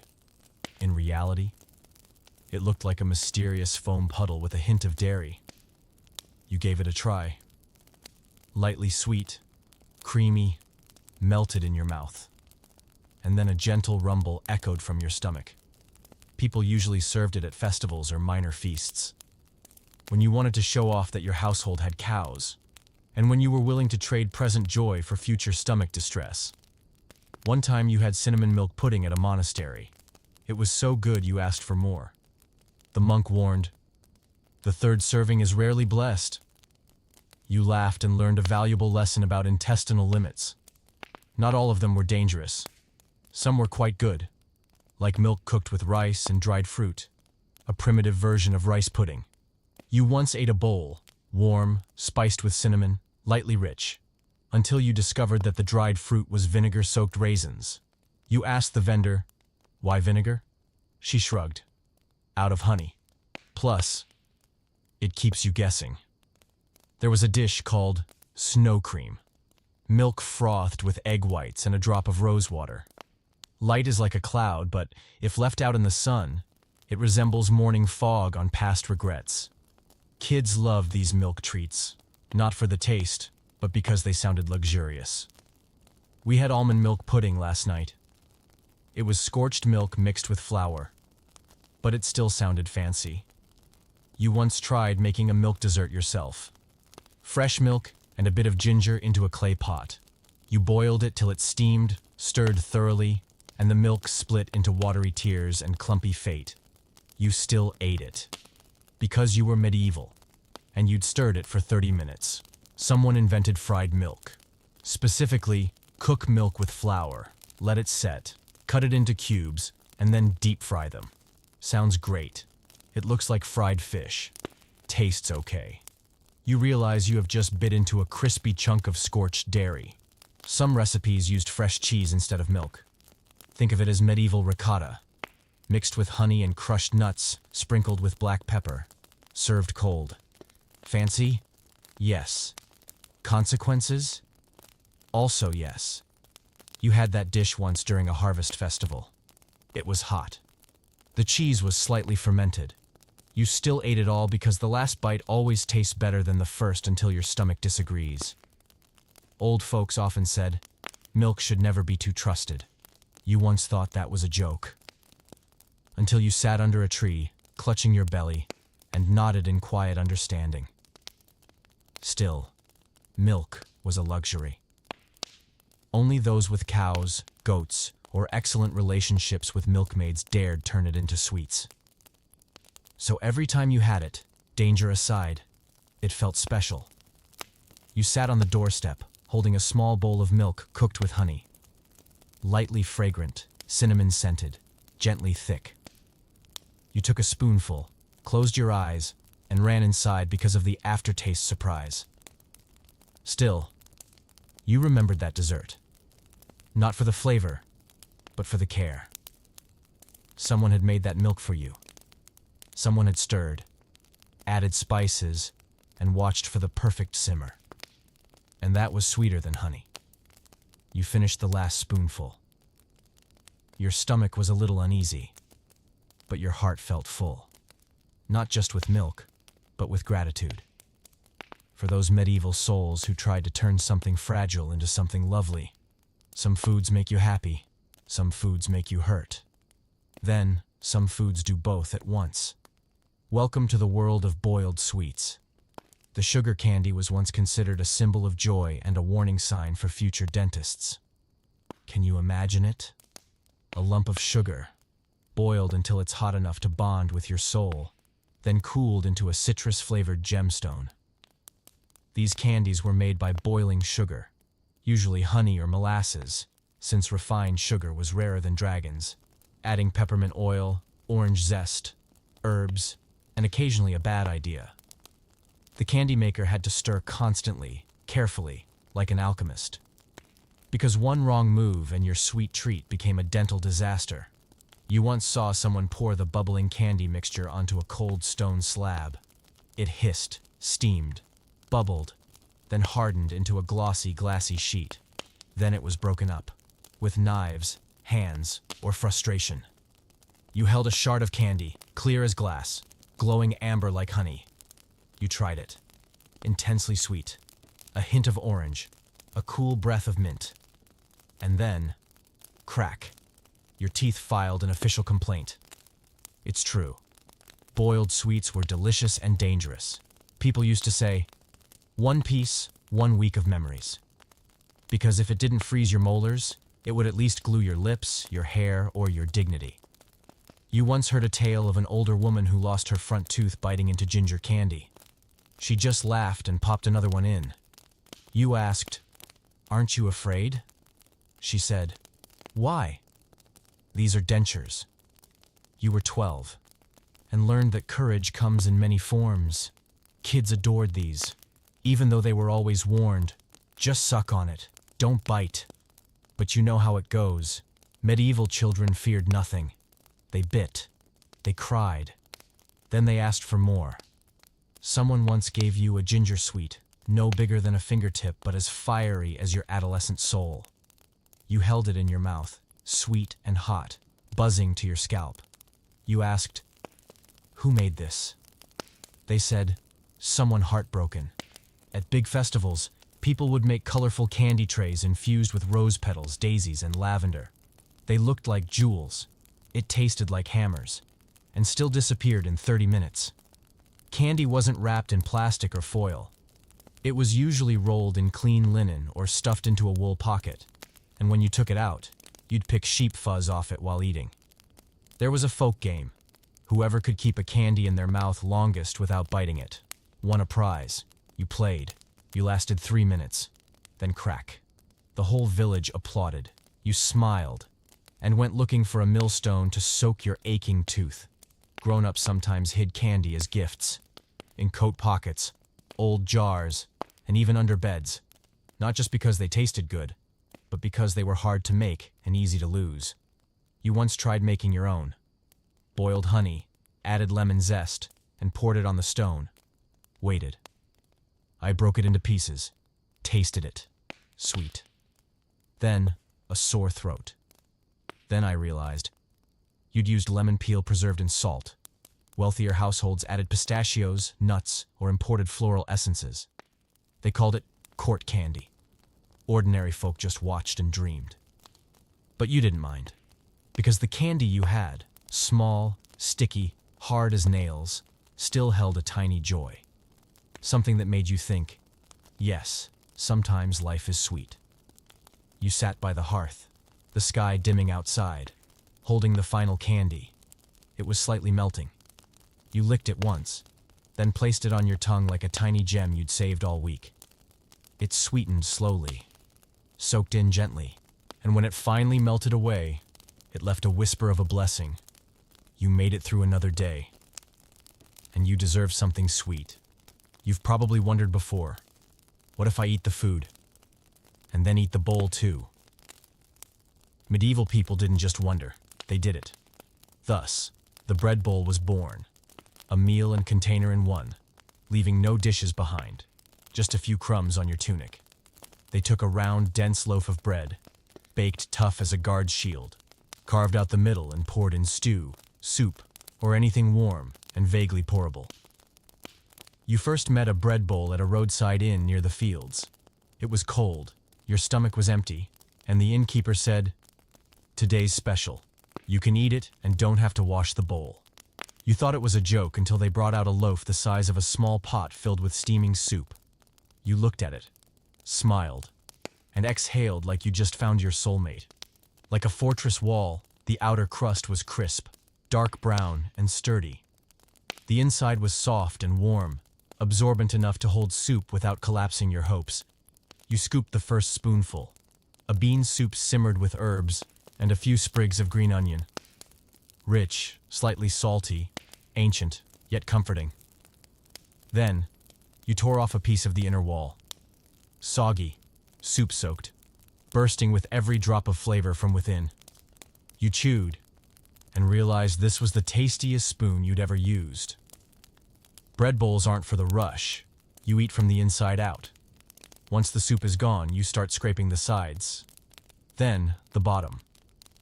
The bowl vanishes, leaving only you and a quiet sense of gratitude. A friend once told you, an edible bowl is the only dish you can't forget at the tavern. You laughed and agreed. Truly the first zero-waste meal in history. Some people added cheese or brushed the inside with goose fat before pouring the soup to enhance richness and create a temporary waterproof lining. Sounds like construction advice, and honestly, it is. You once had a bread bowl filled with rabbit stew, fragrant meat, tender broth, but the bread sat too long. It went mushy, like your feelings on a Monday morning. You still ate it, no complaints. Because when it's cold outside, anything hot and handheld qualifies as gourmet. Kids used to compete to see who could finish their bowl the fastest. The winner never smiled, because they burned their tongue on spoonful 5. Another time, you saw a bread bowl at a village festival. They baked the bread into the shape of a cow's head, hollowed it out, and filled it with black bean soup. It was fun, and slightly disturbing, but tasty, and unforgettable. The elders called it the wise man's meal, because it fed you and spared you dish duty. You figured, or maybe they just didn't have bowls. You tried making one at home. Overbaked the loaf. I followed it unevenly. The soup soaked through, turning your wooden table into a medieval modern art piece. You still ate it. It was delicious and rustic, and it felt like being knighted as the village chef. Someone once told a story about a harsh winter where one bread bowl was shared among everyone. They ate it from the inside out, from elders to children. In the end, the grandmother kept the empty crust and said, "I'll use it to hold hope." You're not sure if that was history or just a town legend, but every time you hold a hollowed loaf, it feels like cradling a warm little treasure. Bread bowls aren't just food. They're a philosophy. Anything can be used if you're creative and hungry. You eat the final bite. The bowl is hollow.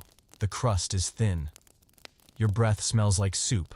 Your fingers are dusty with crumbs, and your belly is warm, and you feel satisfied, like you've completed a sacred eating ritual. This isn't a dish for fancy dinners.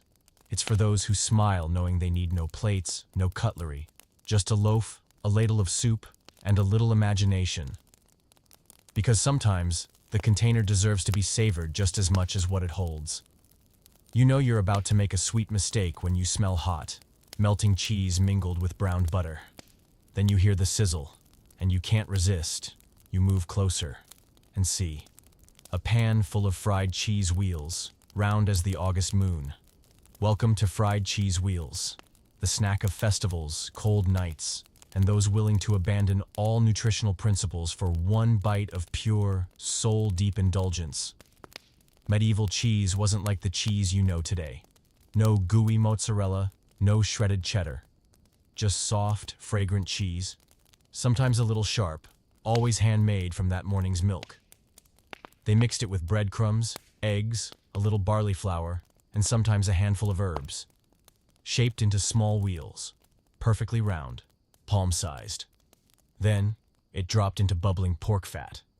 You once watched an older woman fry them at the market. She lowered each wheel into the pan, eyes fixed on the surface, ears tuned to the bubbling like the classical music of expanding waistlines. You asked, "Grandma, how are they all so perfectly round?" She smiled. Because they're shaped with faith, and hands that have flipped 2,000 of them. You took a bite. The outer crust, crispy, lightly salted. Inside, cheese oozy, soft, fragrant, rich like drunken wedding vows. You chewed slowly, eyes closing, and thought, if this is a sin, it's one I'd commit again. Medieval folks didn't eat this often, not out of fear of fat. They didn't know what a calorie was, but because milk and fat were precious.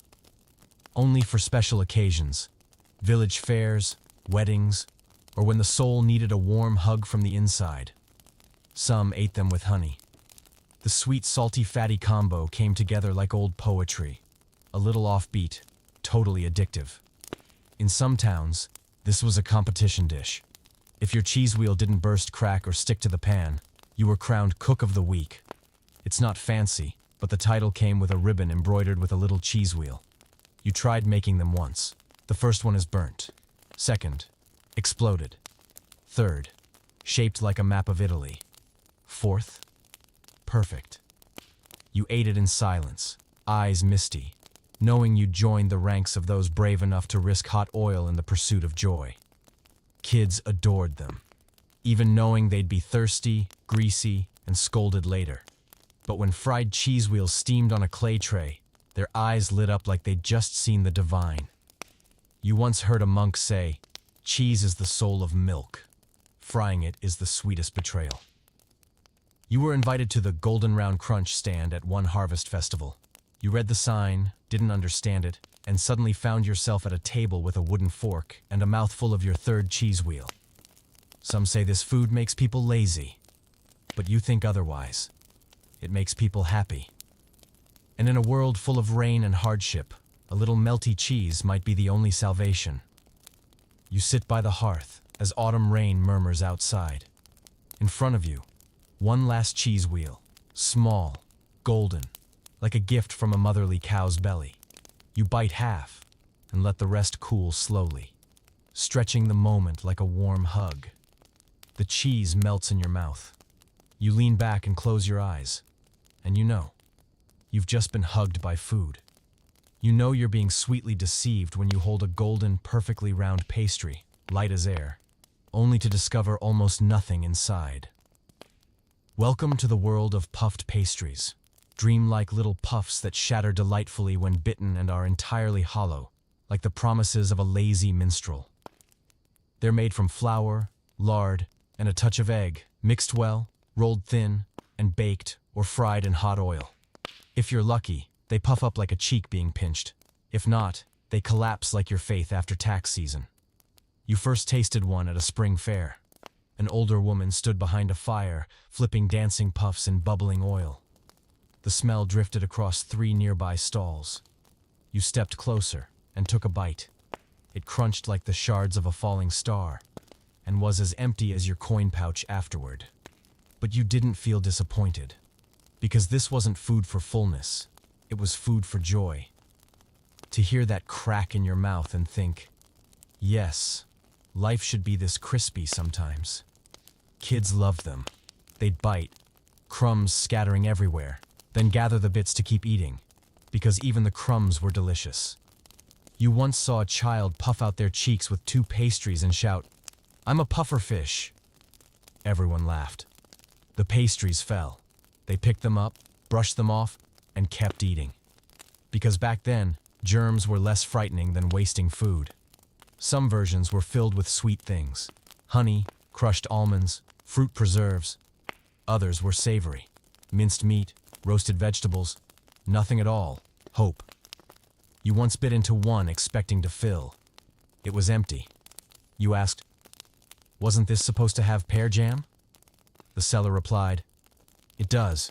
Pear jam aroma." You didn't argue. You kept chewing, and admitted, yes, there was a hint of something. These pastries were popular during Lent, when people wanted something light, fun, and technically not sinful. They were airy and hollow, and made you feel like you ate a lot while mainly just chewing the atmosphere.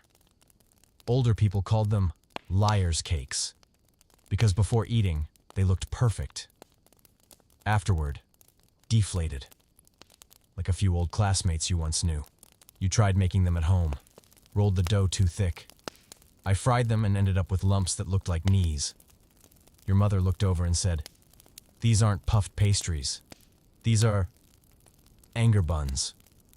Some got creative, dusting them with cinnamon, brown sugar, or shredded cheese before frying. Sounds nice. In practice, you were picking flour out of your hair for 3 days. Still, these puffs were beloved. It was cheap, simple, and made even the emptiest belly feel like it was at a feast. You sat by the wooden fence one breezy afternoon, holding a puffed pastry sprinkled with salt, crunching through its golden shell. Each bite crackled like the sound of laughter breaking gently.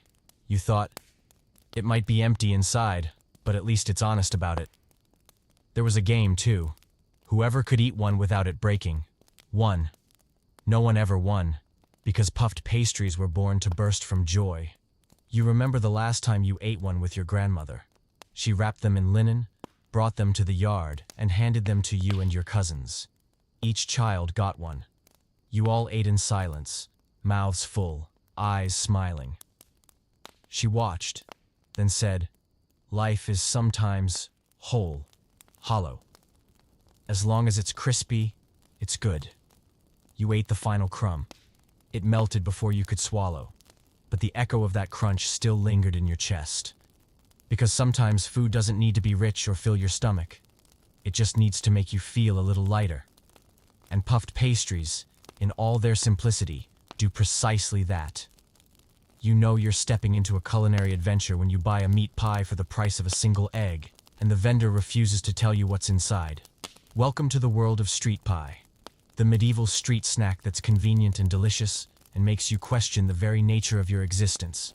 The crust is golden, flaky, and crisp with the scent of flour and lard. They're stacked in baskets, each round as a ball of hope and temptation. You ask, "What's the filling?" The vendor smiles. "It's a surprise pie." And you still buy it, because there's an unspoken rule. Don't ask, just eat. You take a bite, hot, fragrant. The crust shatters like your soul after a bad harvest. Inside, it is soft, salty, and slightly fatty. It might be meat. It might be vegetables. It might be undefined. Children call them mystery pies. They eat, guess, then brag about the weirdest fillings they've found. One kid says, "Once I bit into something that felt like duck tongue." Another answer is, "I once crunched a toenail, but it was crispy." You listen, and keep chewing your pie, with mild anxiety. Street pie vendors don't lie. They don't tell the whole truth. Fillings might include pork, chicken, herring, or whatever was left over from last night's stew. Sometimes mashed beans, bits of boiled eggs, or wild mushrooms of uncertain origin. Someone once found a pebble inside. The vendor shrugged. Heat retention. The eater also shrugged and kept going. You once bought a pie at the night market. I bit into it and tasted mint. You asked, "Is this dessert?" The vendor replied, "No, it's a garden pie. But herbs these days are emotional." Still, street pies were beloved because they were cheap, portable, and comforting. The kind of food you could eat while walking, sitting on a stoop, or hiding from rain under a canvas stall. Each pie was a little wrapped present, though you weren't always sure you wanted to unwrap it. Some even used pies for betting games. You were lucky for the week if your filling was good. Roast chicken, shiitake mushrooms, smoked meat. If you got the unmentionable feeling, you had to share an embarrassing story. You lost once, and confessed you once thought cabbage was a type of flower.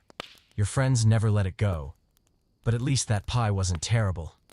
Some bakers became local legends with people lining up at dawn. Their pies were always well-sized, flavorful, and rarely caused regret. Locals say, "Marge's pies never have hair." You once saw someone kiss the crust after eating. You kept the crust to patch your torn shoes. You tried making pies at home. The dough turned out stiff, the filling fell apart, and the oven smoked like morning. Your first pie looked like a flour-based accident. Your mother laughed. "Just eat it. The fact you made something edible is already praiseworthy." You took a bite and realized she was right. Street pies weren't made to fill you up. They were meant to wake your taste buds, to remind you that food doesn't have to be perfect, just interesting. You sat on the curb at dusk, holding a still warm pie. You took a bite. Inside, onions, mushrooms, and something vaguely fishy. You weren't sure. You kept eating.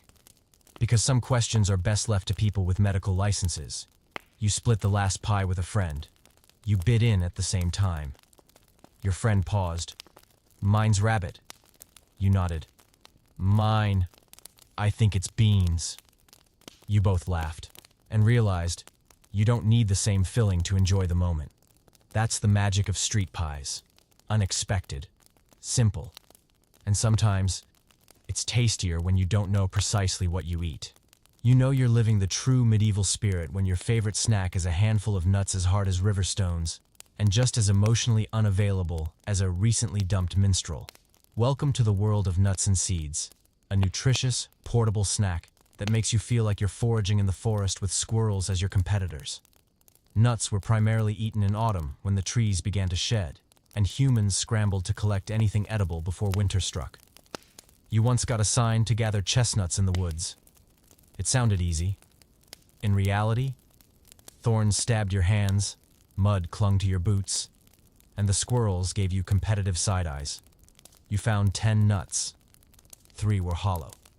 2 had been gnawed. 1 turned out to be a rock. The remaining 4, you held like treasure. Medieval folks ate nuts, chestnuts, walnuts, hazelnuts, wild almonds, and pumpkin seeds. No salt, no caramel, no air fryers. Just open fire and patience. You once saw an old lady roasting chestnuts in a clay pot over a bed of coals, stirring with a bamboo stick. The smell filled the courtyard, smoky and rich, like a winter kiss from someone who knew how to build a fire.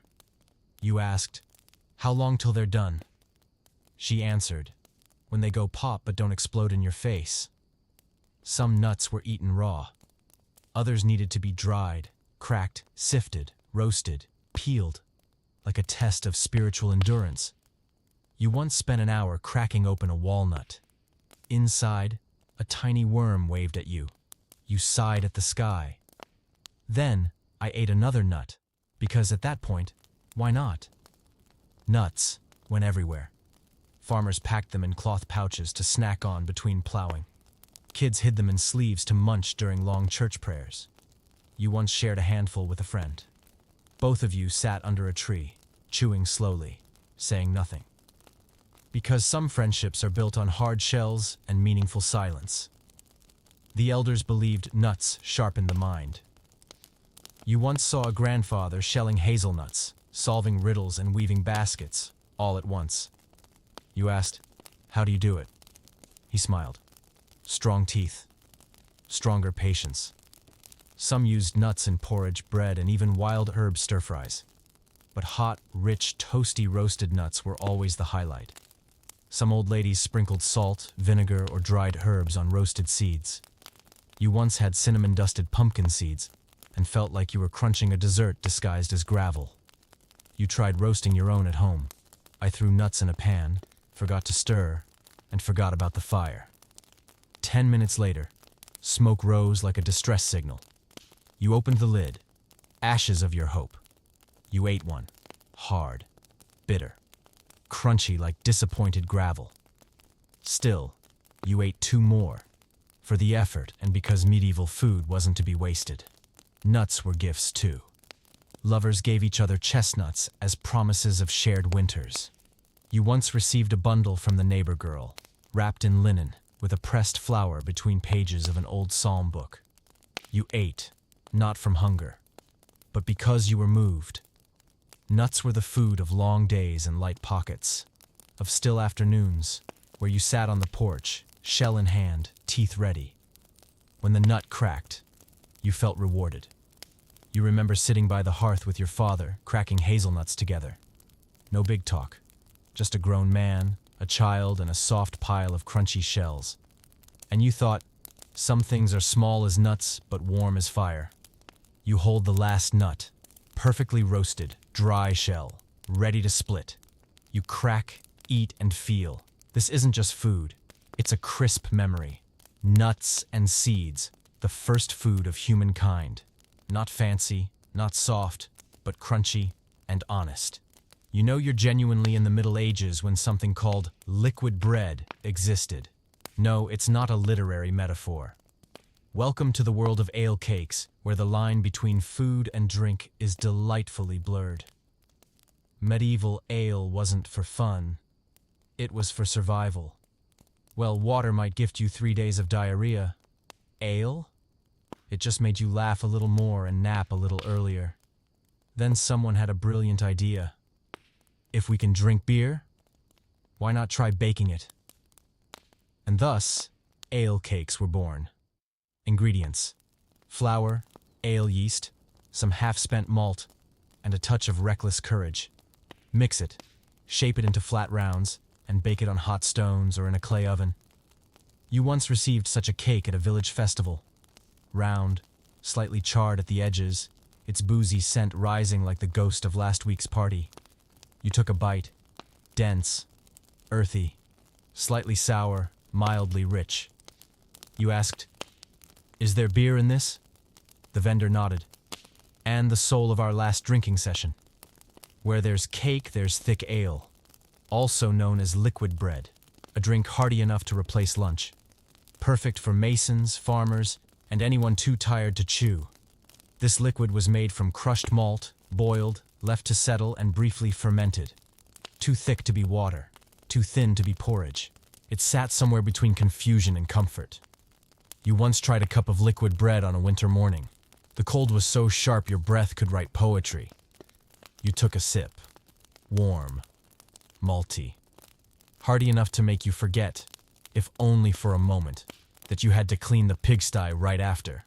Some even stirred it into oats to make ale porridge. Doesn't that sound appealing? Correct. But this was your best shot at a medieval protein smoothie in an age without fridges or cereal. They say monasteries gave weak ale to older people and children for their health. You tried it once. I didn't feel healthier. But you did nap very well in the middle of the sermon. Back to the cakes. Some regions added spices, caraway, anise, and black pepper. Others topped them with shredded cheese fresh from the oven, creating a crispy, savory crust that felt like a carbohydrate love letter. You once had a spicy ale cheesecake. You don't remember its name. You remember you had 3, and giggled through the evening. Some considered ale cakes to be adult food. Not because of alcohol, most of it evaporates, but because of reflection. Every bite reminded you that it used to be beer. Now, it was bread. And in both forms, it somehow made life feel a little less heavy. You tried baking some at home. Your dough was too wet, and your oven was too cold. The cake came out like a damp pillow. You still ate it, because inside was the faint hint of ale, And outside, the labor of a dreamy afternoon. You once shared your last ale cake with a friend on a slow summer evening, both barefoot on stone steps, hands full of bread, mouths full of nonsense. You asked, "Has anyone tried making tea cakes yet?" Your friend replied, "Let's leave that to the future." Ale cakes weren't quite sweet, nor were they savory. They floated, like those wandering thoughts you get while staring across a field, wondering, "Am I living right?" You took the final bite, chewed slowly, thought slowly. The yeasty warmth melted on your tongue like an old song. You closed your eyes for a moment, and you knew, whether sipped or chewed, beer and bread, when done right, could become a tender little moment. People in the Middle Ages were truly desperate for dessert when they tried to turn turnips into candy. And you also know they were brilliant, because they pulled it off. Welcome to the world of candied roots, where carrots, beets, and even plain old white turnips were bathed in sugar, dusted with spice, and passed off as something sweet and delightful. Not everyone had sugar. It was as precious as gold dust, rarer than a sealed love letter. So, did you get your hands on some? You didn't sprinkle it on a cake. You sprinkled it on a root. Which root? Dealer's choice. Carrots were the most common. Beets were fancier. White turnips, for the brave. You once tried the latter, and needed a whole afternoon to forgive your tongue. The process: wash the root, slice thinly, blanch it, then simmer it in honey or boiled down sugar water with a bit of ginger, pepper, or cinnamon. Then let it cool and hope. You once saw an older woman making it. She stirred while quietly muttering prayers. You asked, "What are you praying for?" She said, "That no one realizes this is turnip." The result? Little amber-colored candies, soft and chewy, lightly fragrant, and tasting almost like dessert. Almost. You tried one. The outside, sweet, aromatic. The inside, the turnip chuckled. You kept eating because there was something heartfelt in every bite. Kids were given these when they asked, "Mom, can I have candy?" Mom replied, "Here you go." Carrot candy. They ate in silence, then asked, "Are there any candies not made from vegetables?" Mom didn't answer. Still, it wasn't bad. And when appropriately made, it could be pretty good, especially paired with rye bread or stirred into a sweet barley porridge. You were once served a bowl of barley porridge with beetroot preserves. You ate it, said nothing, then nodded. This time, the root won. Some regions dried the roots after candying, creating a proto-gummy, sweet, slightly chewy, a bit sticky, but it's great for travel, and gift-worthy. You once received a candied turnip pouch on a complete moon holiday. You thought, no flowers, no wine, but thoughtful. The elders said it was good for digestion, which makes sense. If you could handle vegetable candy, your stomach deserved a medal. A friend once dared you to guess the secret ingredient. You listed pear, apple, apricot, pumpkin. No one guessed it was a white turnip. You asked, "Why even do that?" The answer: because no one actually likes turnip in soup. You once tried making it. Peeled some carrots, blanched them, simmered in honey with a pinch of black pepper. The result? Pretty, fragrant, and surreal. You offered it to your friends. They asked, "Why does it taste confusing?" You replied, "That's the taste of effort." Candied roots aren't for those expecting the punch of refined sugar. They're for those who respect culinary effort in a world with few options. You once had a dried, candied carrot slice. It was crisp and gently broke in your mouth, releasing a spicy, sweet warmth. You chewed slowly and thought, "This carrot deserves a medal." Some folks shaped candied slices into flower petals, dried them, and used them to decorate cakes or fool the eye. You once saw a wedding cake with roses made of sugared beetroot. Stunning. You tried a petal. Not amazing. Not awful. But undeniably meaningful. Candied roots are desserts with spirit. Not flashy. Not easy. They demand patience. and a little love stirred in with every spoon pass. You eat the last piece in the pouch. It's a carrot slice, candied and dusted with ginger. Sweet, lightly spicy, slightly chewy, and you feel like you've just eaten a quiet complement of vegetables. Not every sweet needs chocolate. Not every dessert needs whipped cream. Sometimes, all you have is a carrot and hope. And sometimes, that's enough. You know you're eating a medieval dessert when the main ingredients are honey, flour, and a prayer. Welcome to the world of honey discs. Thin, round, crisp little cakes, sweet enough to make you weep, and sometimes the reason you had to flee from an angry swarm of bees. Honey was the liquid gold of the old world. It was not just a sweetener.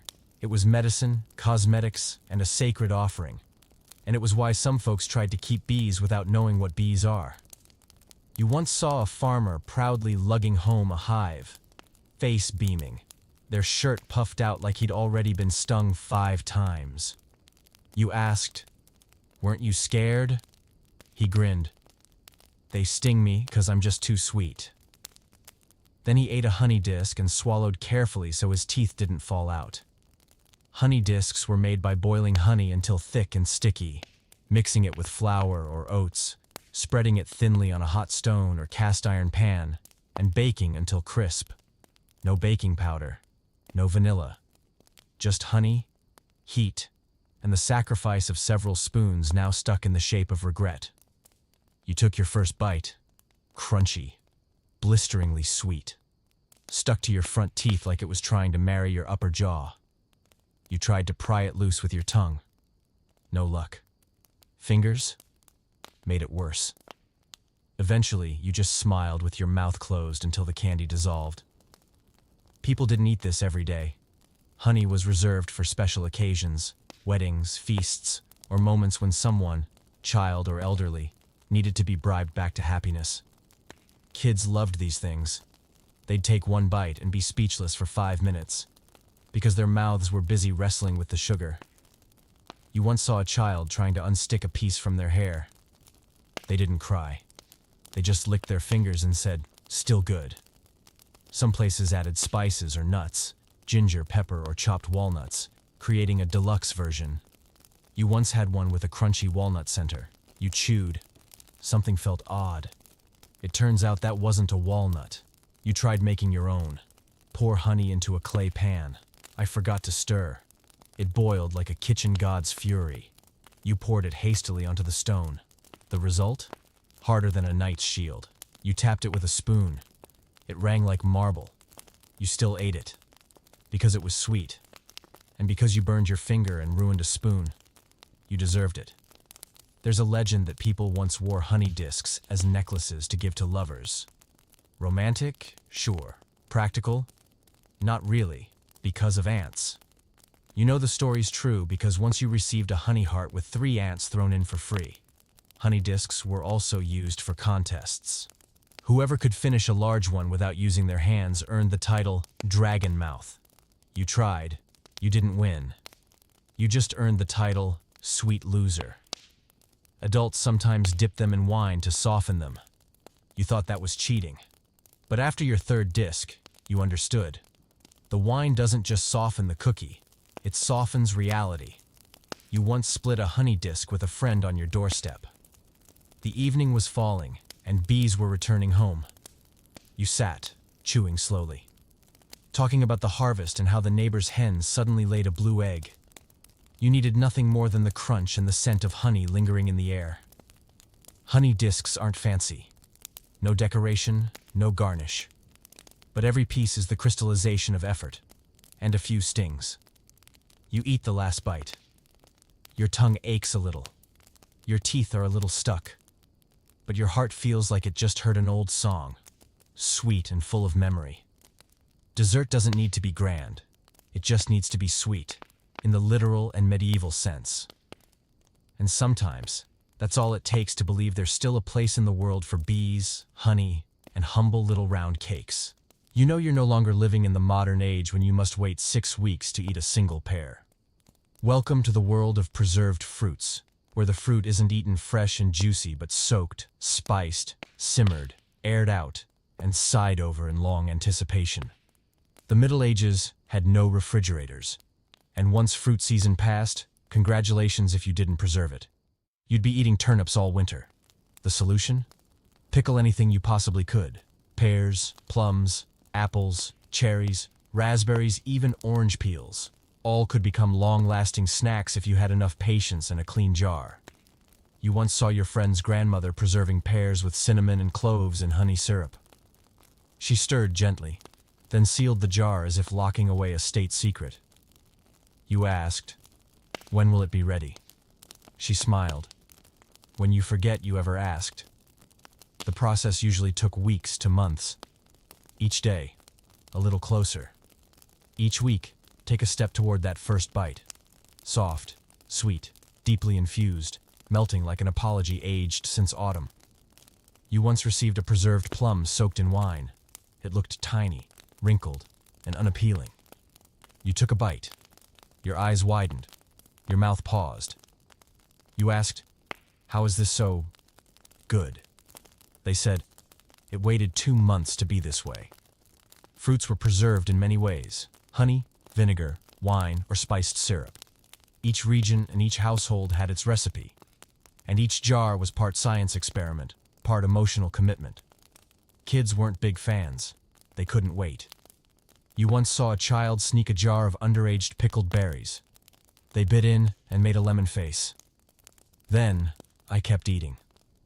Because even medieval kids hated wasting food. Some used preserved fruits as toppings for bread, porridge, or baked flatbreads. You once tried rye bread with wine plum preserves and goat cheese. The combo made you pause mid-conversation to reflect on happiness. You tried making some yourself. I grabbed a jar and added sliced apples, cinnamon, honey, and water. Sealed it. Waited. Week 1. Opened it to sniff every day. Week 2. Sniffed and sighed. Week 3. Debated quitting. Week 4. I forgot it existed. Week 6. Opened it again. Warm aroma, softened apples, glistening syrup. You tasted it. Sweet. Cozy. And suddenly, you felt like an adult. The medieval saying goes, "He who waits patiently shall be rewarded with softened fruit." You thought, that deserves to be printed on the jar. A girl once gifted her beloved a jar of brandied cherries. She said, "When you open this, I'll be far away, but the taste will remain." They say he kept it for life. No one's sure if it was love or fear of the alcohol fumes.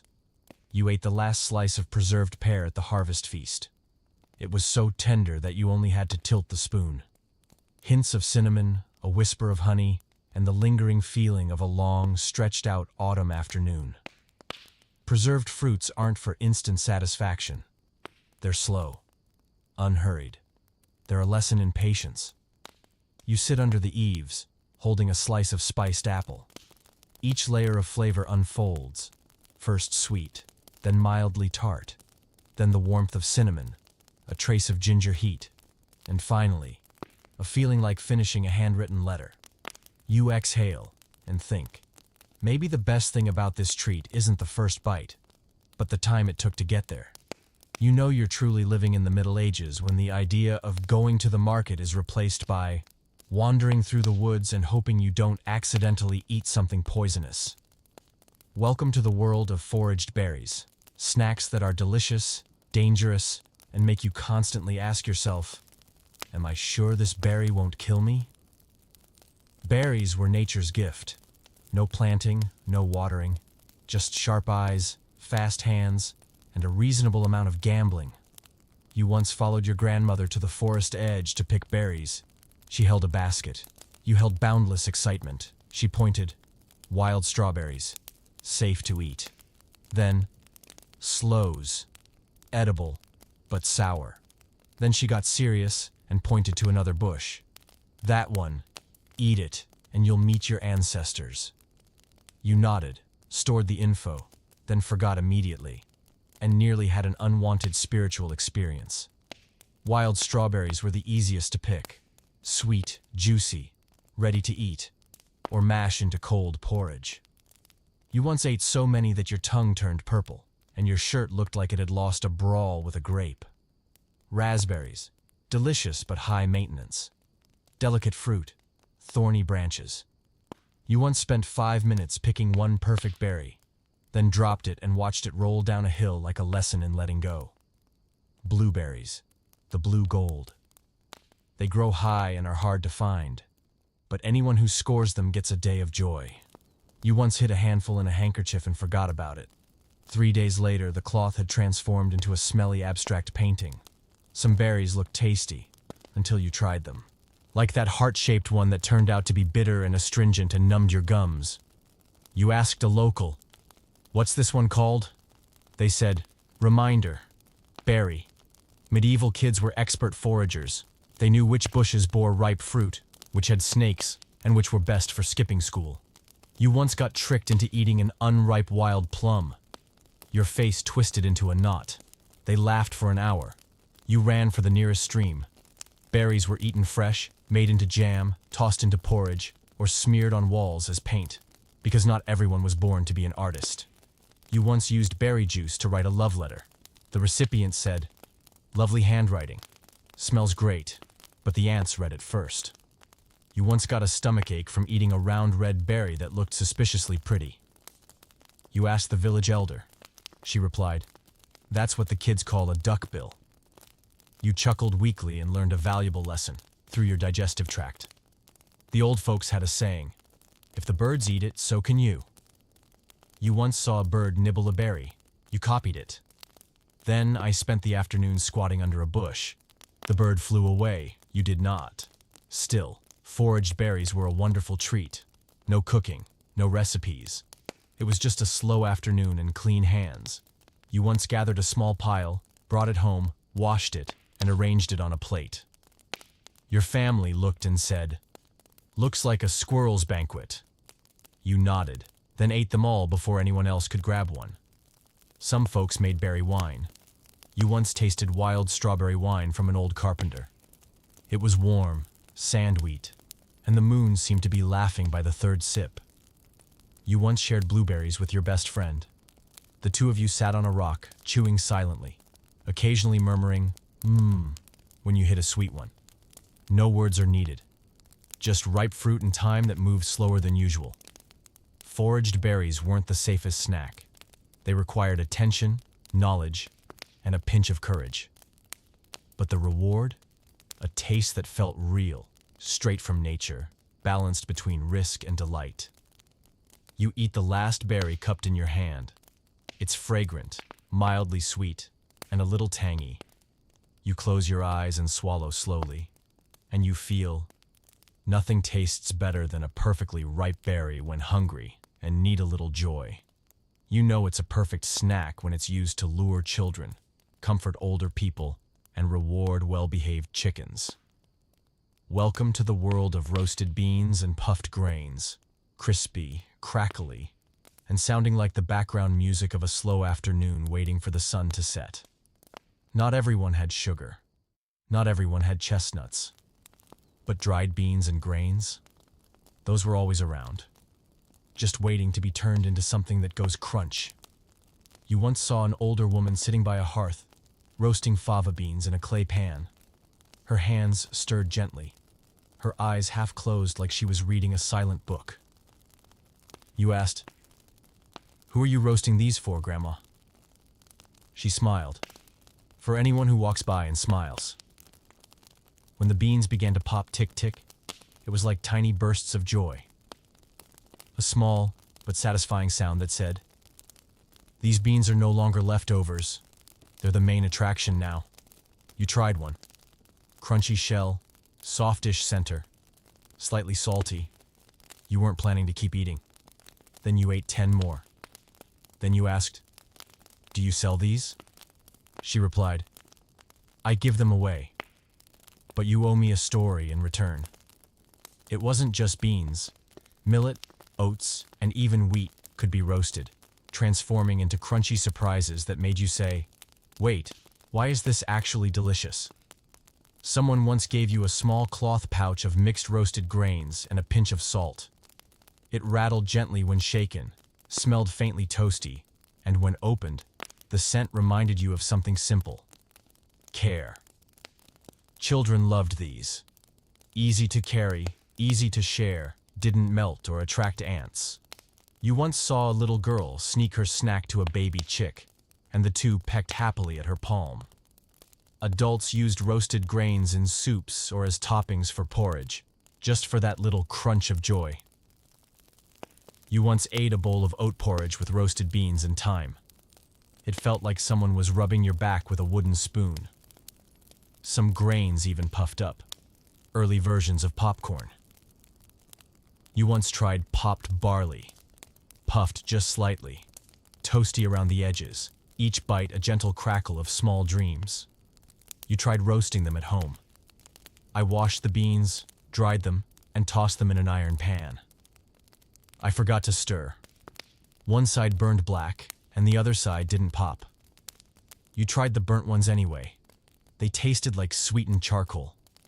Then, one day, you got it right. Even roast, good pop, fragrant. You wrapped them in a cloth and brought them to your grandmother. She ate a few, nodded, then said, "Crunchy. Reminds me of your grandfather." You asked, "He liked roasted beans too?" She laughed. "No, but he was always burning them." These snacks weren't just for eating. They were for sharing. People packed them in little bags to take to the fields or set them out at festivals. Every handful felt like a quiet act of kindness. You once gave your best friend a pouch of roasted grains. No flowers, no card. Just grains, perfectly toasted, lightly salted. They said, better than any greeting. Roasted beans and puffed grains aren't fancy. They're not sugary. They're not elaborate. But they're exactly what you reach for when life needs a bit of calm. As twilight sets in, you sit on the steps, holding a slightly warm pouch. You chew slowly, each gentle crunching like soft footsteps through memory. Each bite, a story. Each chew, a beat of peace. Sometimes, life doesn't need something grand. Just a pouch of roasted beans, someone to share them with, and an evening that isn't too cold. You look up at the sky, exhale quietly, and feel warm. You know you're truly eating medieval style when the best part of the meal isn't in the pot. It's what's stuck to the bottom of the pan. Welcome to the world of pan scrapings and kitchen surprises, where the burnt bits, the sticky corners, and the slightly scorched pan edges are considered culinary treasures. Not because people were poor, though, let's be honest, many were, but because the stuff clinging to the bottom was often the essence of the dish, cooked the longest, simmered the deepest, and forgotten the most. You once lingered in the kitchen after a barley porridge meal. Everyone else had eaten and gone outside. You noticed the pot still had a golden crust stuck to the bottom. You grabbed a spoon and scraped gently. Crackle. Tiny crumbs flaked off like edible memories. You tasted it and froze. Crunchy. Rich. Slightly salty. Not the main dish, but a remix that somehow tasted better than the original. Elders called it the reward for washing the pot.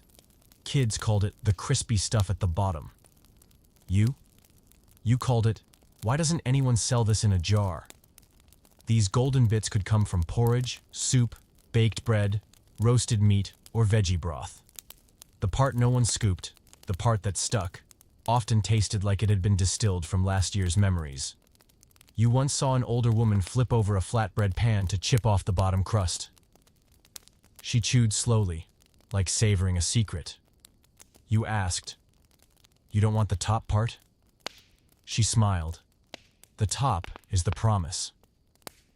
The bottom is the truth. Children knew this truth well. After meals, they'd dash into the kitchen, fighting over the scraping spoon. The sound of spoons dragging across cast iron sounded like rain tapping on old memories. Once, you had a pot of braised meat that accidentally cooked too long. The top was charred, but the bottom, oh, the bottom. Meat bits dried up, clinging to the pan, soaked in flavor. You scraped gently. It was like mini smoked jerky from another dimension. Some used wooden spoons, others used dull knives, some just used their fingers. When it comes to pan scrapings, the method doesn't matter. Getting the goods does. Pan scrapings weren't always a guaranteed win. You once scraped the bottom of a black bean porridge pot. It turned out you scraped the wrong part. Your mouth twisted, your tongue rebelled, but your heart whispered, "At least we tried." A friend once told you, "What's left after everyone takes the best parts? That's where the real flavor is." And you thought, that's not just a cooking philosophy, that's life. Pan scrapings never made it onto official menus. They had no name, no recipe. They only appeared when someone didn't watch the fire closely enough, or perhaps watched it just right. You once made oatcakes in a skillet. They burned at the edges. You thought, ruined. Then you tasted the charred crust and realized you'd accidentally invented a snack better than the cake itself. You once shared some scorched crumbs with an old blacksmith. He chewed and frowned. You panicked. Then he said, "Chews like soft iron." I like it. Some folks collected these crispy bits as side dishes, sprinkled over porridge, tossed into sautéed greens, or stuffed into flatbread for that unexpected crunch. You once made your own bottom crust dust, scraped from the pan, crushed, mixed with pepper and herbs, sprinkled over turnip soup. Suddenly, the soup felt like a winter concert with fireworks. Pan scrapings aren't for those who want soft, silky textures. They're for the curious, for those who never waste, and for those who believe the best bites might be hiding where no one looks. You eat the last little shard, a burnt, curled-up crumb of bread. You chew slowly, crunchy, lightly salty, and you smile to yourself, because you know, you just tasted sincerity in its most beautifully scorched form. You know you've been in the village a long time when someone knocks on your door at dusk and asks, "Got any of that night cheese?" Welcome to the world of night cheese. A snack that isn't flashy, doesn't make noise, but wraps around your stomach like a small, quiet hug at the end of a long day. Night cheese isn't something you bring to a fair. It doesn't appear at weddings or feast tables. It usually shows up during the quiet hours, after dinner, when the hearth has dimmed, and even the chickens have fallen asleep. You once received a piece of soft cheese, pale white, slightly crumbly, with a faint grassy smell. The giver said, "Best eaten slowly. Let the flavor spread like a bedtime story." You took a bite, lightly salty. It's just creamy enough. It melted like afternoon milk foam on your tongue. Medieval folk made cheese from whatever milk they could get: cow, sheep, goat. There were no fridges, no preservatives, just salt, wind, time, and the unpredictable mood of local weather. Night cheese didn't need to age for years. It was soft, almost fresh, made in a day, eaten within a few, or before the house cat found where it was hidden in the clay pot. You once ate night cheese with dark rye bread and a sprinkle of cracked pepper. No luxury, no wine, just an oil lamp, the wheeze of a sleeping cat, and you, feeling unexpectedly whole. Some mixed the cheese with herbs, thyme, dill, and wild leek. Others added honey, turning it into something like the gentlest apology ever whispered. Kids weren't big fans of night cheese, unless it was melted on a crisped-up flatbread. You tricked your little brother by sandwiching a slice between two toasted crusts. He ate it. They didn't ask questions, then said, "You're really good at this." Night cheese was the medieval version of a stress reliever. Elders ate it before sleep. Farmers nibbled at dusk. The lonely ate it when they needed to feel less alone. You once wrapped a piece in cloth and carried it on a long day's journey.